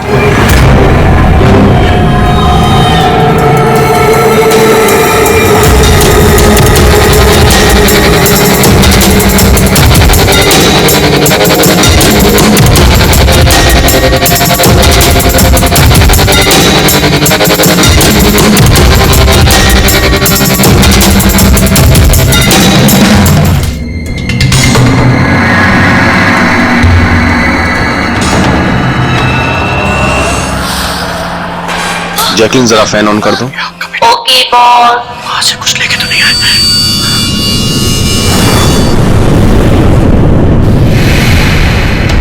इसको फेंक दो, मर जाएंगे सब।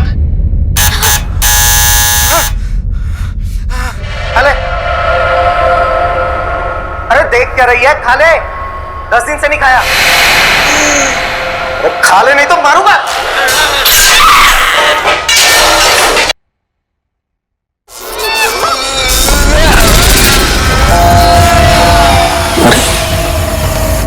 टीवी इतना कैसे चालू हो गया?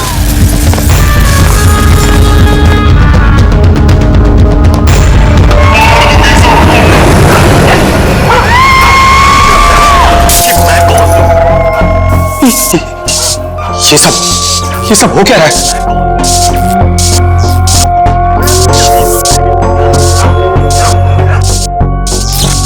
कुछ ना कुछ गड़बड़ है। चेकिंग, दरवाजा खोलो। बॉस, सारे डोर्स को मैंने लॉक कर दिया है।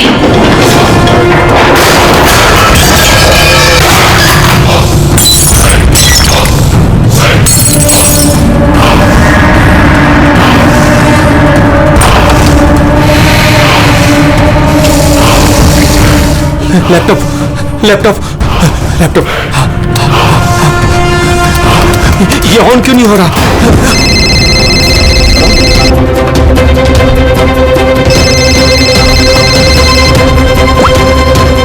हेलो, मार दूंगी बॉस। नहीं मैं तुम्हें मार दूंगी। जैकलिन, मुझे मत मारना। क्या करूं मैं?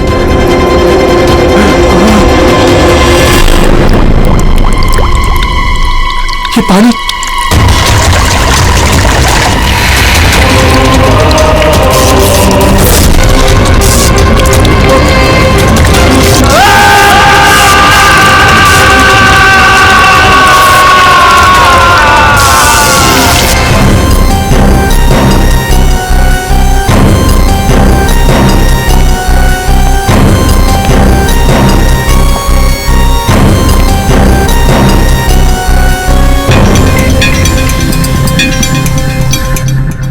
पानी गिरा, ये वायर लटक रही है, खुली वायर है। अभिजीत, लगता है इलेक्ट्रिक करंट की वजह से ही मौत हुई है, और तो कोई वजह दिख नहीं रही है। विजय के भाई हो ना तुम? जी सर।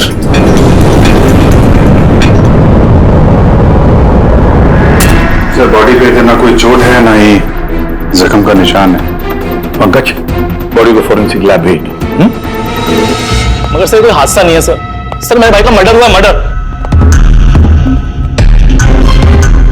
देखिए, इतने यकीन के साथ कैसे कह सकते हो कि तुम्हारे भाई का खून हुआ है?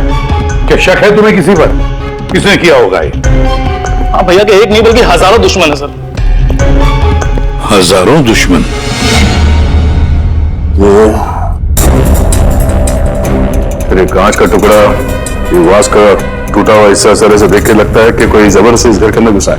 वैसे निधि जी, विजय की दुश्मनी किसके साथ थी? विजय के फैक्ट्री के मजदूर कई दिनों से नाराज थे उन पर, और उन्होंने कई बार उन्हें जान से मारने की धमकी भी दी थी सर। लेकिन आपके घर में कोई घुसेगा भी कैसे? देखिए, इतनी टाइट सिक्योरिटी है, अलार्म सिस्टम है, सीसीटीवी कैमराज है। Yes sir, it's a smart home. हाँ सर, इन्होंने बताया था यहाँ पर हीटिंग, एसी, लाइटिंग, वेंटिलेशन सब कुछ रिमोट पे चलता है। अच्छा, तो निधि जी, एक और सवाल उठता है कि इतने टाइट सिक्योरिटी वाले हाईटेक घर में, ये स्मार्ट हाउस में, ये कोई जबरदस्ती अंदर घुस कैसे आया? पता नहीं sir. Nidhi ji, CCTV camera का फुटेज देखना चाहते हैं हम।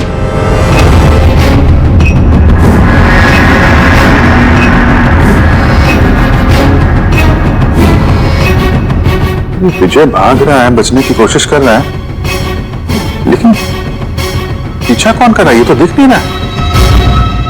सर, ये कोई अदृश्य ताकत तो नहीं है? पंकज, ये ख्याल दोबारा गलती से भी अपने दिमाग में मत लाना, वरना इसी साहब तुम्हें अदृश्य कर देंगे सीआईडी से। जरूर मजदूरों ने कुछ किया है, वही जिम्मेदार है मेरे पति के मौत की। जितने भी मजदूर हैं, उन सब के एड्रेसेस हमें चाहिए। साहब, आपको कोई गलतफहमी हो रही है, ये सब ठीक नहीं हो रहा साहब। साहब, हम लोग गरीब मजदूर जरूर हैं, इसका मतलब ये नहीं कि हम पर आप खून का इल्जाम लगा देंगे। इधर आइए। देखो, हम लोग किसी पे कोई इल्जाम नहीं लगा रहे, हम सिर्फ सच जानने की कोशिश कर रहे हैं। और क्या ये सच नहीं है कि आप सबने विजय को जान से मारने की धमकियां दी थी? ये सब किसने कहा सर आपसे? विजय ने कहा है, इसलिए अब चुप रहने का कोई फायदा नहीं है। जिसने भी किया है चुपचाप सामने आ जाए, समझे? सर, मैं मानता हूं कि हमने कई बार गुस्से में इस तरह की धमकियां वगैरह दी होंगी, पर विजय साहब का खून करने के बारे में हम में से कोई भी सोच नहीं सकता। हाँ साहब, उनकी मौत से हमारा क्या फायदा है? उल्टा हम लोगों का तो नुकसान हो गया। अब 6 महीने का जो पगार है वो कौन देगा? ओह, तो आप लोग विजय जी से इस बात से गुस्सा थे कि उसने पिछले 6 महीने से आप लोगों की तनख्वाह नहीं दी थी? हाँ सर, पिछले कई महीनों से हम लोग उधारी में अपनी जिंदगी गुजार रहे हैं। 2 महीने से बच्चों के स्कूल की फीस भी नहीं जमा करी। कल ही बच्चों को स्कूल से निकाल दिया ये कहकर कि अगर स्कूल की फीस नहीं लाए तो स्कूल मत आना। अच्छा, ये बताओ, सिर्फ यही एक वजह थी विजय साहब से नाराजगी की, या कोई और भी वजह थी? सर, एक वजह यह भी थी कि साहब हमें नौकरी से निकालना चाहते थे। वो क्यों? क्योंकि साहब को लगने लगा था कि मशीनें इंसान से ज्यादा अच्छा काम करती हैं और ज्यादा मुनाफा भी देती हैं। तो गुस्से में कहीं खून तो नहीं कर दिया? नहीं साहब, उनका खून करने से हमें हमारे पैसे तो नहीं मिलेंगे, उल्टा हमारे बीवी बच्चे सड़क पर आ जाएंगे। कितने मजदूर बेरोजगार हुए होंगे? सर, 100 से ज्यादा। 100 से भी ज्यादा लोगों के घर के चूल्हे बुझ गए इस विजय की वजह से। मतलब इन 100 लोगों में से कोई भी हो सकता है जिसने विजय का खून किया। पता लगाना पड़ेगा इन सब मजदूरों के बारे में, कौन कौन कहाँ था कल रात। आप रेडी? कुछ पता चला मजदूरों के बारे में? कहाँ थे वो विजय के खून के वक्त? सर, अभी तक सबका पता नहीं चला सर, प्रोसेस चल रही है। सर, आप सर, एक ऐसी बात पता चली है जिसका विजय की मौत से कोई कनेक्शन हो सकता है। क्या बताओ? सर ये देखिए, करीब करीब मौत के वक्त रात 12:09 पे विजय ने अपने अकाउंट से किसी को 50 करोड़ ट्रांसफर किए थे। 50 करोड़ रुपए, इतनी बड़ी रकम किसके अकाउंट में ट्रांसफर किए? देखो, पनामा में कोई अकाउंट, किसका है ये पता नहीं। जरूर खूनी ने जबरदस्ती करवाया होगा ये ट्रांजैक्शन, विजय पे दबाव डाल के। तो पिछले 6 महीने से वर्कर्स को पगार नहीं दी गई और रातों रात 50 करोड़ रुपए ट्रांसफर किए जाते हैं। सर कहीं वो वर्कर्स में से कोई एक तो नहीं? नहीं पंकज, कोई गरीब मजदूर इतने सिक्योरिटी वाले घर में घुसकर पनामा के जैसे बैंक अकाउंट में पैसे ट्रांसफर करेगा? नहीं, ये बात गले से उतरती नहीं है। सर होगा तो कोई जान पहचान वाला, कोई आसपास का आदमी, कोई ऐसा दुश्मन जो जानता हो कि विजय की घर की सिक्योरिटी को कैसे भेदा जा सकता है। कौन हो सकता है?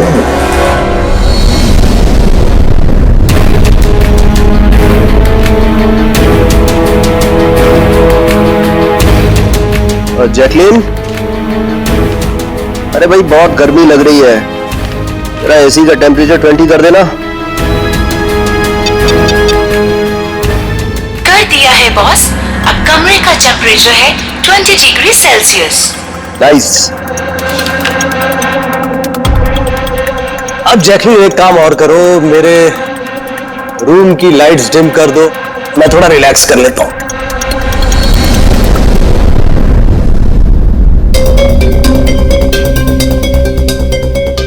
जैकलीन, अरे तुम्हें याद है ना कल मेरी दुबई में मीटिंग है? यस बॉस, मीटिंग की पूरी तैयारियां हो चुकी हैं। अच्छा ये बताओ दुबई का टेम्परेचर कल कैसा रहने वाला है? वैसे तो कल दुबई का टेम्परेचर 21 डिग्री सेल्सियस है, मगर बॉस आपका टेम्परेचर बर्फ से भी ज्यादा ठंडा होगा। क्या मतलब? मतलब बॉस, लाश का टेम्परेचर ठंडा होता है। What? लगता तुम्हारे सॉफ्टवेयर के साथ किसी ने छेड़छाड़ की है। ऐसा भद्दा मजाक? ये मजाक नहीं है बॉस, ऐसा सच में होने वाला है। वैसे आपकी कोई आखिरी ख्वाहिश? Shut up! क्या बकवास है? कौन है? कौन है? बाहर आ जाओ। बॉस, हम दोनों के अलावा यहाँ कोई नहीं है। वैसे आपको मेरी कंपनी पसंद है ना? Shut up!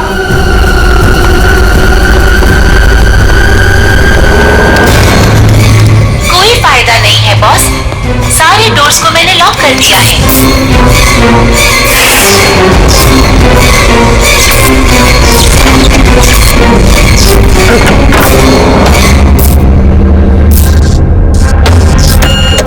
बॉस, आप अंदर कहाँ घुस गए? चलो बाहर आ जाओ। कौन है तुम?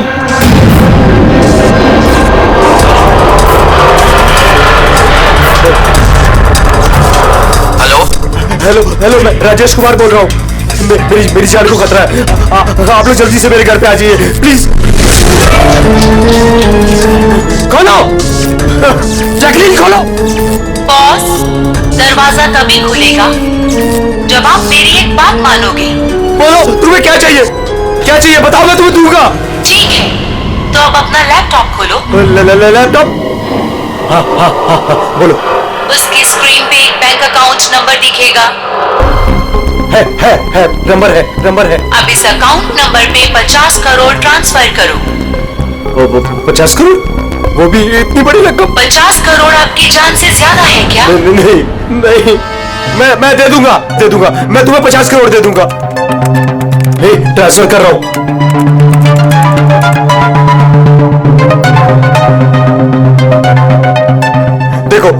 देखो, मैंने 50 करोड़ ट्रांसफर कर दिया तुम्हारे अकाउंट में। अब मुझे जाने दो। ठीक है बॉस, अब आप जा सकते हो, दरवाजा खुला है। अरे वाह, दरवाजा खुला है।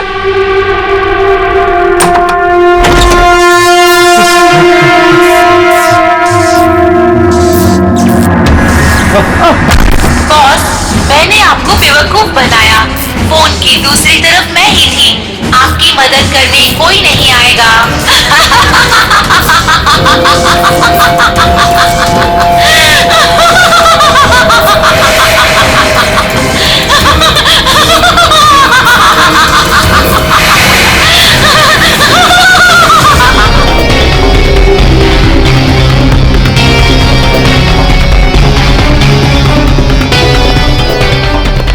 सर, ये झूमर का हुक तो बराबर है सर।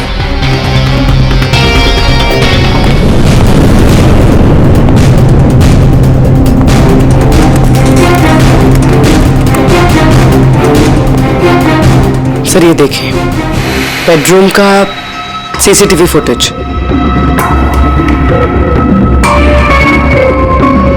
ऐसा लगता है किसी से बचने के लिए ये बाग के कमरे में गया और फिर दरवाजा लॉक कर लिया।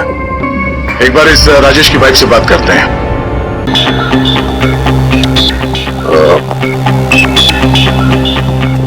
मैम, ये राजेश के अलावा वो सिक्योरिटी कोड कौन कौन जानता था? राजेश के अलावा तो कोई कोड नहीं जानता था सर, यहाँ तक कि उन्होंने मुझे भी कभी नहीं बताया था। सर, ये खूनी को कोड कैसे पता चला और वो अंदर आया कैसे? एक मिनट, ये तो ठीक वैसे ही वैसे जैसे किसी के घर में था। राजेश को मॉडर्न टेक्नोलॉजी से बहुत लगाव था। मशीन, गैजेट्स वगैरह सबसे हमेशा अप टू डेट रहते थे। इस घर को स्मार्ट होम बना दिया था उन्होंने।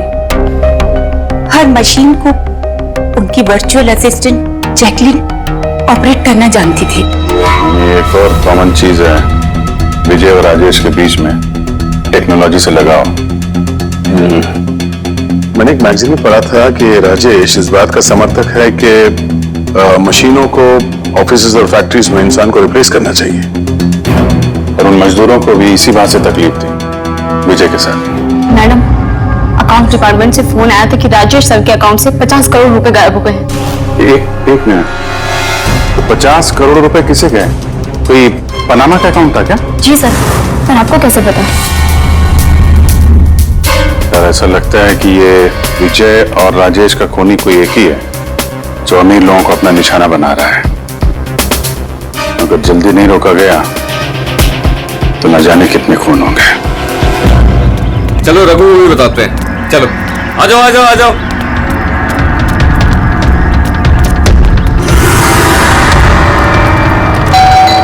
रघु भाई दरवाजा खोलो। रघु भाई, अरे रघु भाई दरवाजा खोलो।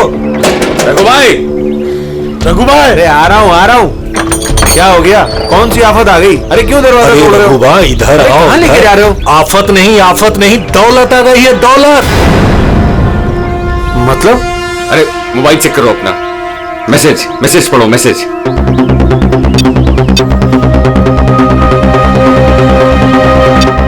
10 लाख रुपए आ गए मेरे अकाउंट में, लेकिन कहां से? ये मेरे अकाउंट में किसी ने 10 लाख रुपए डाले? सिर्फ आपके अकाउंट में नहीं भाई, हम सब के अकाउंट में 10-10 लाख रुपए आ गए। 10-10 लाख। रघु भाई, माला माल हो गए हम सब। अब ना जिंदगी का कोई भी सपना अधूरा नहीं रहेगा। मैंने तो सोच लिया भाई, एक महंगी सी गाड़ी लूंगा। और मैं अपनी बीवी को लेकर विदेश जाने वाला हूँ बस। एक मिनट, ज्यादा हवा में मत उड़ो तुम लोग। इतना सारा पैसा हमारे अकाउंट में आया कहां से? अरे क्या फर्क पड़ता है, कहीं से भी आया हो। मुझे तो कुछ ठीक नहीं लग रहा है। मुझे लग रहा है कि हमें सीआईडी को बुलाना चाहिए। वो कहते हैं ना, ऊपर वाला जब भी देता है तो छप्पर फाड़ कर देता है। ऐसा ही कुछ हुआ है बड़ौडिया बस्ती में रहने वाले गरीब मजदूरों के साथ, जहां कल तक इनके पास खाने को एक एक दाने तक नहीं थे। आज उन्हीं मजदूरों के अकाउंट में किसी नेक इंसान ने 10 लाख रुपए जमा करा दिए। हालांकि पैसे देने वाला कौन है और कहां से इनके अकाउंट में पैसे आए हैं, इस बात का खुलासा अभी तक नहीं हो पाया है। सर, पूरा का पूरा पैसा उसी पनामा वाले अकाउंट से आया इन मजदूरों को। ये लो 10-10 लाख रुपए है। ये जो भी है उसने पहले विजय और राजेश का खून कर दिया और फिर उन्हीं का पैसा, मतलब विजय और राजेश का पैसा गरीबों में बांट दिया। मगर सर, ये जो कोई भी दरियादिल खूनी है, आखिर इतनी टाइट सिक्योरिटी वाले घरों में घुसा कैसे? क्या एक बात नोटिस की तुमने? ये विजय और राजेश दोनों के ही टाइट सिक्योरिटी वाले घर आर्टिफिशियल इंटेलिजेंस से चलते थे, और फिर दोनों के भी एक ही वर्चुअल असिस्टेंट थी, जैकलीन। हाँ सर, तो हो सकता है इस चालाक खूनी ने इस आर्टिफिशियल इंटेलिजेंस के साथ कुछ हैकिंग वगैरह की हो और इस जैकलीन को उनके ही मालिकों के खिलाफ प्रोग्राम कर दिया। हो सकता है। ये जैकलीन वाला सॉफ्टवेयर किस कंपनी का है? सर, मशहूर कंपनी बीओटी टेक्नोलॉजीज के मालिक मिस्टर अरविंद, ये जैकलीन उन्हीं की उपज है।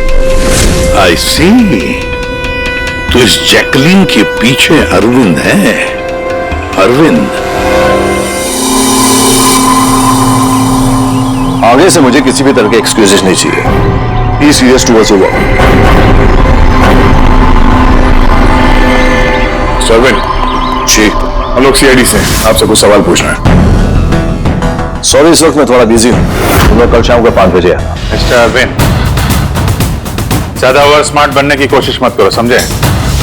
दो फोन हुए हैं। ये तो शुक्र है कि हम तुमसे बात करने यहाँ पर आए हैं, वरना आगे की पूछताछ सीआईडी ब्यूरो में भी हो सकती है। हाँ, समझ में आई? अब आप लोग आइए ना, बैठिए ना।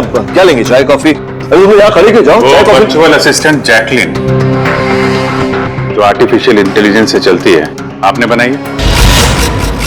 जी हाँ, मैंने ही बनाई है और मुझे अपने क्रिएशन पर गर्व है। इनफैक्ट मैं तो कहता हूं कि आप सीआईडी वालों को भी ब्यूरो हटाकर स्मार्ट ब्यूरो बना लेना चाहिए और ये अपने हवलदारों को निकालिए, हैं? और अपने जितने भी ये मर्डर केसेस है उसे सॉफ्टवेयर से सॉल्व कीजिए, नहीं? तो तुम्हें लगता है कि सॉफ्टवेयर से ये मर्डर केस आसानी से सॉल्व हो जाएगी? बेशक। तो फिर ये भी हो सकता है कि इस सॉफ्टवेयर की मदद से कोई खूनी खून भी कर सकता है। क्यों? मैं कुछ समझा नहीं। तुम्हारे कई क्लाइंट्स इस्तेमाल करते हैं ना ये वर्चुअल टेक्नोलॉजी, वर्चुअल असिस्टेंट। तो क्या ये मुमकिन नहीं है कि उसे हैक कर दिया जाए और हैक करने के बाद इस वर्चुअल असिस्टेंट से अपने ही मालिक को मार दिया जाए? इस टेक्निक का इस्तेमाल मैंने जैकलीन बनाने में किया है होना तो इम्पॉसिबल है। अगर आपकी तकनीक इतनी ही फुल प्रूफ है तो उनके स्मार्ट होम के जितने भी गैजेट और जितने भी सिस्टम थे वो हैक कैसे हो गए? तो मुझे लगता है कि उन लोगों ने सेटिंग में कुछ गड़बड़ी की है, वरना मेरा ये टेक्नोलॉजी तो एकदम फुल प्रूफ है। तकनीक चाहे कितनी भी फुल प्रूफ हो, सिक्योर हो, ये जो हैकर्स होते हैं ना, उनको ज्यादा टाइम नहीं लगता इसका तोड़ निकालने में।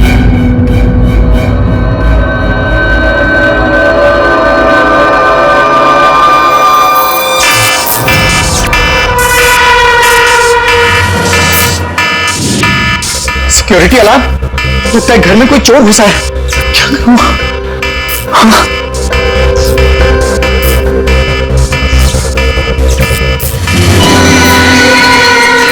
ओह माय गॉड, इसके पास तो गन भी है।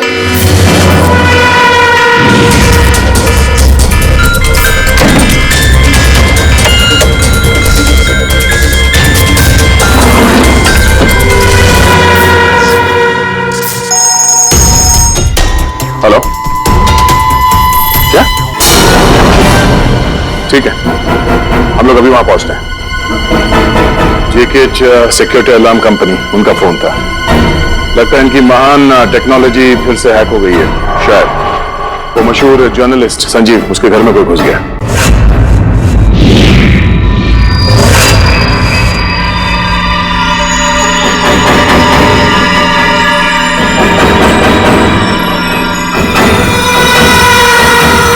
ये तो मेरी कमरे की तरफ ही आ रहा है।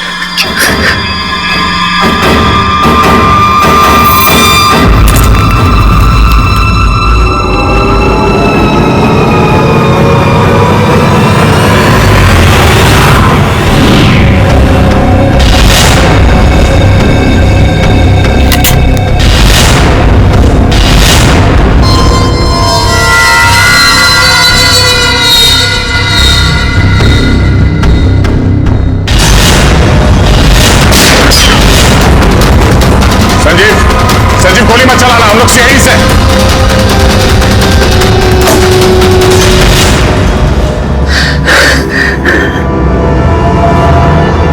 सीआईडी? सॉरी सर, मुझे माफ कीजिएगा। मुझे लगा कि आप लोग उस मुजरिम के साथी हैं जो इस घर में आया है, लेकिन थैंक यू वेरी मच। आप लोग आ गए, इसके लिए मैं बच गया, वरना वो तो मुझे मार देता। कौन मार देता? यहाँ पे तो कोई नहीं था। किसकी बात कर रहे हो तुम? सर वो यही था, दरवाजे पर तो था, देखा नहीं आप लोगों ने? दरवाजे के बाहर? हम तो वहीं से आ रहे हैं और आने का रास्ता यही है, हमने तो किसी को नहीं देखा। ये क्या चक्कर है? ऐसे कैसे हवा में गायब हो गया? जैकलीन, मैं स्वीकार, आज का दिन बहुत ही अच्छा रहा, बहुत ही मजा आया मुझे। अच्छा ये तो बताओ पहले मेरी जान कि मेरा आज का वर्कआउट कैसे रहा? देखो देखो। बहुत बढ़िया बॉस, आपने 650 कैलोरीज बर्न की और आपका मैक्सिमम हार्ट रेट था 160 बीपीएम। ओए, इसका मतलब मैं पहले से ज्यादा पतला हो गया है और हैंडसम भी है? हाँ बॉस, आप पहले से काफी जवान भी लग रहे हैं। अच्छा, यू नॉटी गर्ल जैकिन। अब इसे मैं माइक्रोवेव में रख देता हूँ। ये रखा मैंने। जाने मन, अब इसे ऑन कर दो। अच्छा, ये तो बता कि मेरा कल का शेड्यूल क्या है? बॉस, कल तो आपकी कोई भी मीटिंग नहीं है। क्या बात कर रही हो? लेकिन कल का दिन तो मेरा बड़ा बिजी होना था। एक बार फिर से चेक करो। कर लिया बॉस, कल आपकी कोई भी मीटिंग नहीं है क्योंकि आज का दिन आपकी जिंदगी का आखिरी दिन है।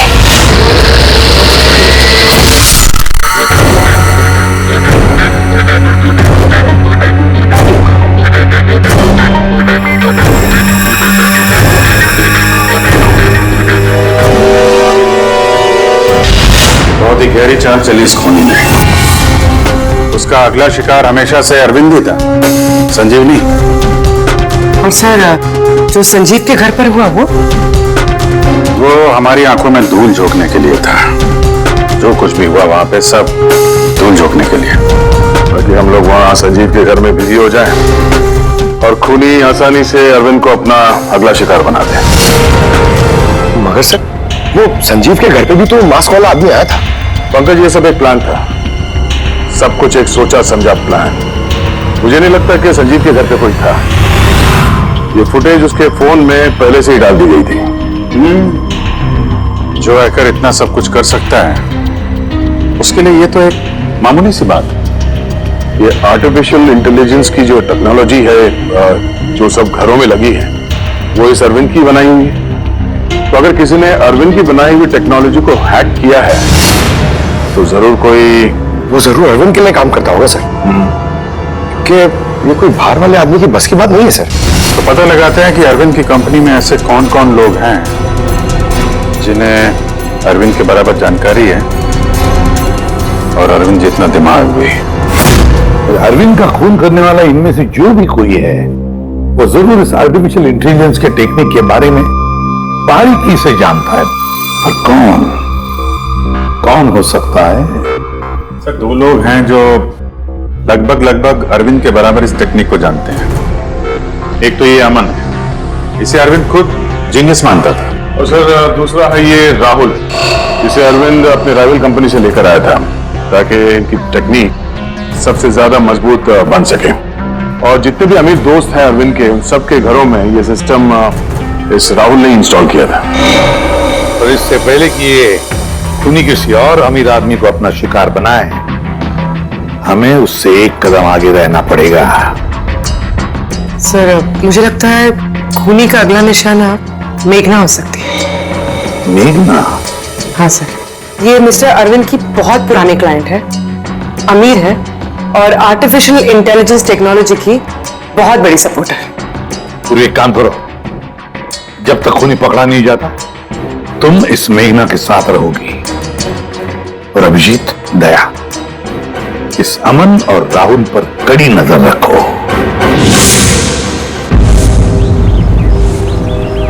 नहीं सर, कोई दिख ही नहीं रहा।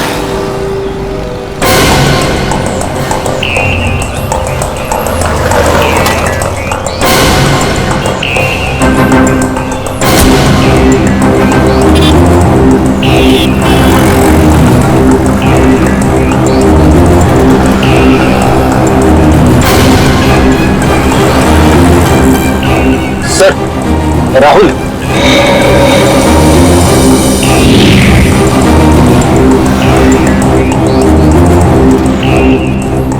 घर एकदम सुनसान है, ऐसा लगता है कि अमन घर पे है ही नहीं। चलो अंदर चल के देखते हैं।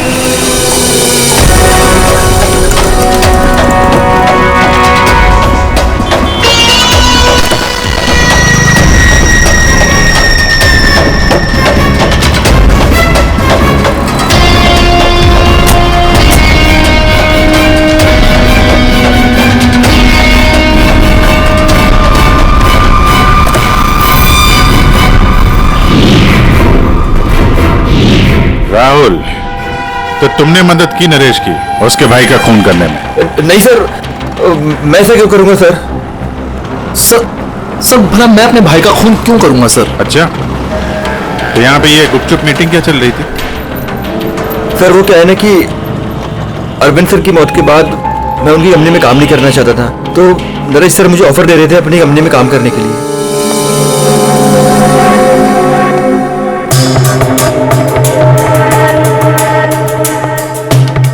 सर ये देखिए, 1 2 3 4 5 मॉनिटर सर। लगता है ये कंप्यूटर बहुत तगड़ा है। देखते हैं इस तगड़े कंप्यूटर में क्या क्या डेटा छुपा हुआ है।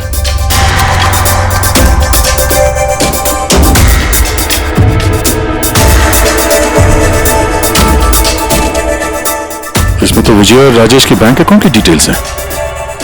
ये सारे खून अमन नहीं किए सर।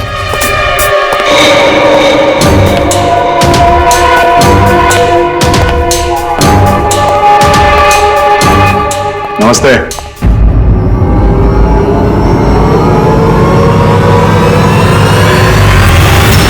सर मुझे तो लगता है कि कोई चाहता है कि ये फाइल आपको मेरे कंप्यूटर में मिले और आप मेरे ऊपर शक करें। तुमको किसी पे शक है? कौन कर सकता है ये? सर पता नहीं, लेकिन मुझे लगता है सर कि अगर अरविंद सर का कंप्यूटर हैक हो सकता है तो दुनिया का कोई भी कंप्यूटर हैक हो सकता है सर, क्योंकि उनका कंप्यूटर किसी भी नेटवर्क से कनेक्टेड नहीं था। यानी अरविंद का कंप्यूटर जिस किसी ने भी हैक किया है वो उस वक्त वहां खुद मौजूद था, राइट? यस सर, लेकिन अरविंद सर के पर्सनल ऑफिस में तो जाने की परमिशन किसी को थी ही नहीं, यहां तक कि मैं खुद भी कभी वहां नहीं गया। अच्छा, तो कोई तो होगा जिसे परमिशन हो अरविंद के ऑफिस में जाने की। जी सर। सर प्रिया। प्रिया कहां रहती है वो?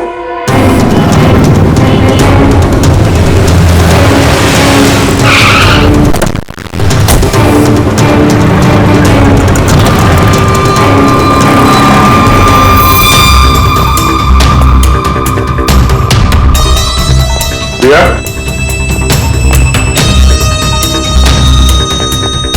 प्रिया,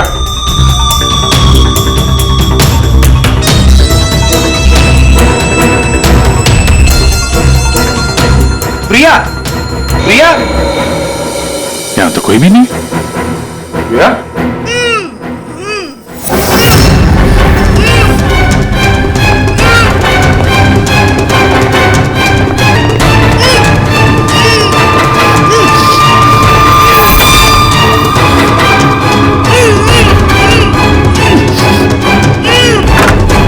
प्रिया, प्रिया, तुम ठीक हो?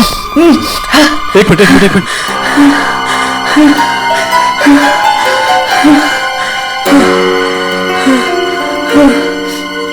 किसने किया ये सब है? उठो, बाहर आओ।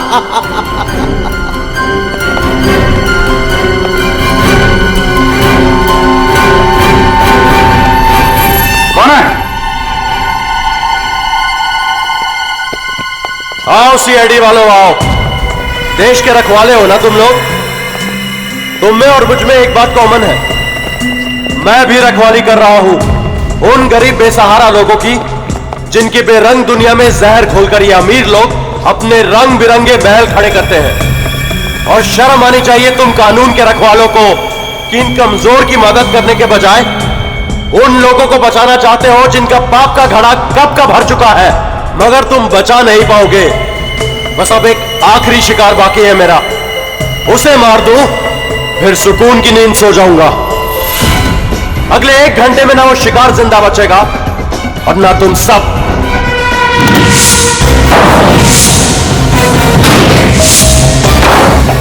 अरे ये क्या?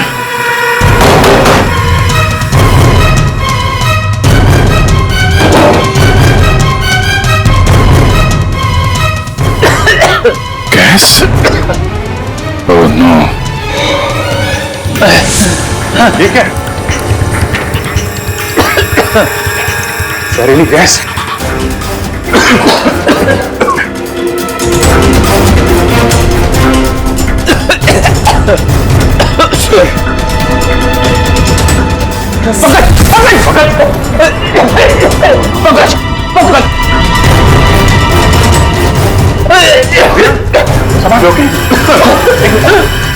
बाहर जाने का कोई और रास्ता दिख ही नहीं रहा।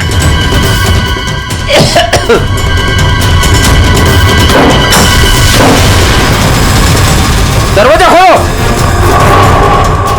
सारे दरवाजे ऑटोमेटिक लगते हैं।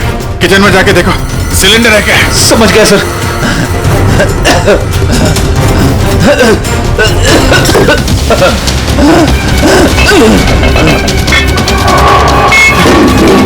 चलो क्या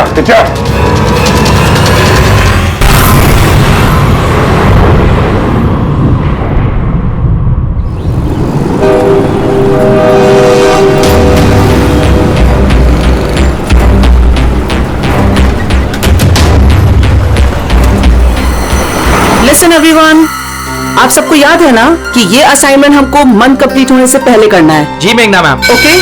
और अरे ये आवाज कैसी?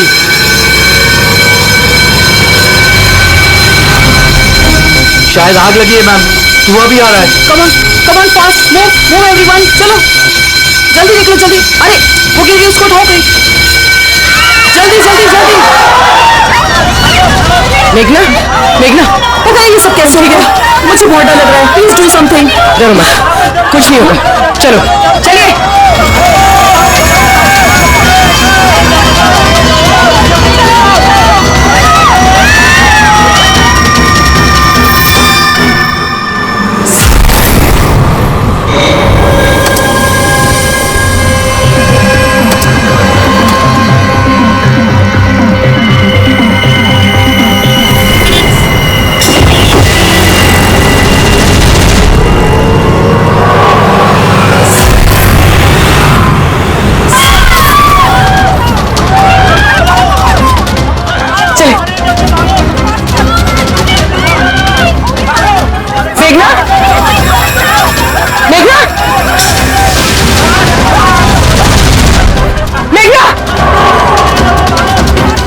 किसी ने मेघना को देखा है?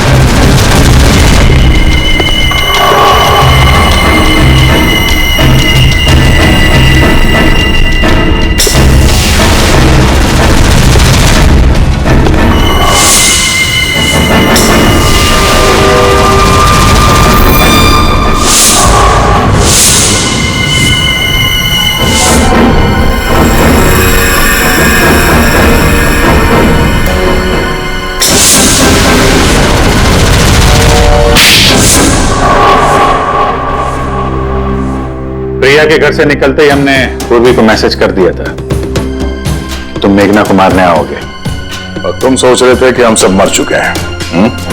लेकिन कंप्यूटर फुटेज मैंने खुद चेक किया था, मेघना उसमें अकेली थी। फिर आप लोग जिस तरह तुम सिक्योरिटी सिस्टम हैक कर सकते हो हम लोग भी कर सकते हैं। नकली फुटेज देखी थी तुमने, तुम्हारी मिठाई हमने तुम्ही को खिला दी। जिस वक्त तुम वो नकली फुटेज देख रहे थे असली कैमरा डिसेबल था, और उसी दौरान हमने सेफली मेघना को बिल्डिंग से बाहर भेज दिया था। अब बताओ क्यों किया तुमने ऐसा? क्योंकि नफरत करता हूं मैं इस टेक्नोलॉजी से। मैं हर उस इंसान से बदला लेना चाहता था, उसे सबक सिखाना चाहता था जो इस टेक्नोलॉजी का समर्थक है। माना हर चीज के अच्छे बुरे पहलू होते हैं, टेक्नोलॉजी के भी हैं, लेकिन इस नई एडवांस टेक्नोलॉजी से तुम्हें इतनी तकलीफ क्यों है? क्योंकि इस टेक्नोलॉजी को मेरे पिताजी ने बनाया था, अरविंद ने नहीं। इसलिए इस टेक्नोलॉजी पर पहला अधिकार मेरे पिताजी का था। यहां तक कि जैकलिन भी मेरे पिताजी का आइडिया था। अरविंद ने धोखे से उसका सारा क्रेडिट खुद ले लिया। उस इंसान की वजह से मेरे परिवार को इतनी गरीबी देखनी पड़ी। मेरे पिताजी से रहा नहीं गया। उन्होंने मेरी मां को, मेरी दोनों बहन को मार दिया, खुद सुसाइड कर लिया। स्कूल गया हुआ था, शायद इसलिए बच गया। तुम्हारे साथ जो हुआ बुरा हुआ, नहीं होना चाहिए था। लेकिन अगर तुमने अपना ये तेज दिमाग सही जगह पे इस्तेमाल किया होता तो आज शायद गरीबों के लिए, समाज के लिए तुम कुछ अच्छा कर पाते। लेकिन जो रास्ता तुमने चुना वो रोशनी का नहीं, अंधेरे का था। अब जेल की अंधेरी कोठरी में बैठोगे तुम फांसी का ऑर्डर आने तक। इस तरह के और भी एपिसोड देखने के लिए हमारे चैनल को सब्सक्राइब करें और बेल आइकन दबाना ना भूलें।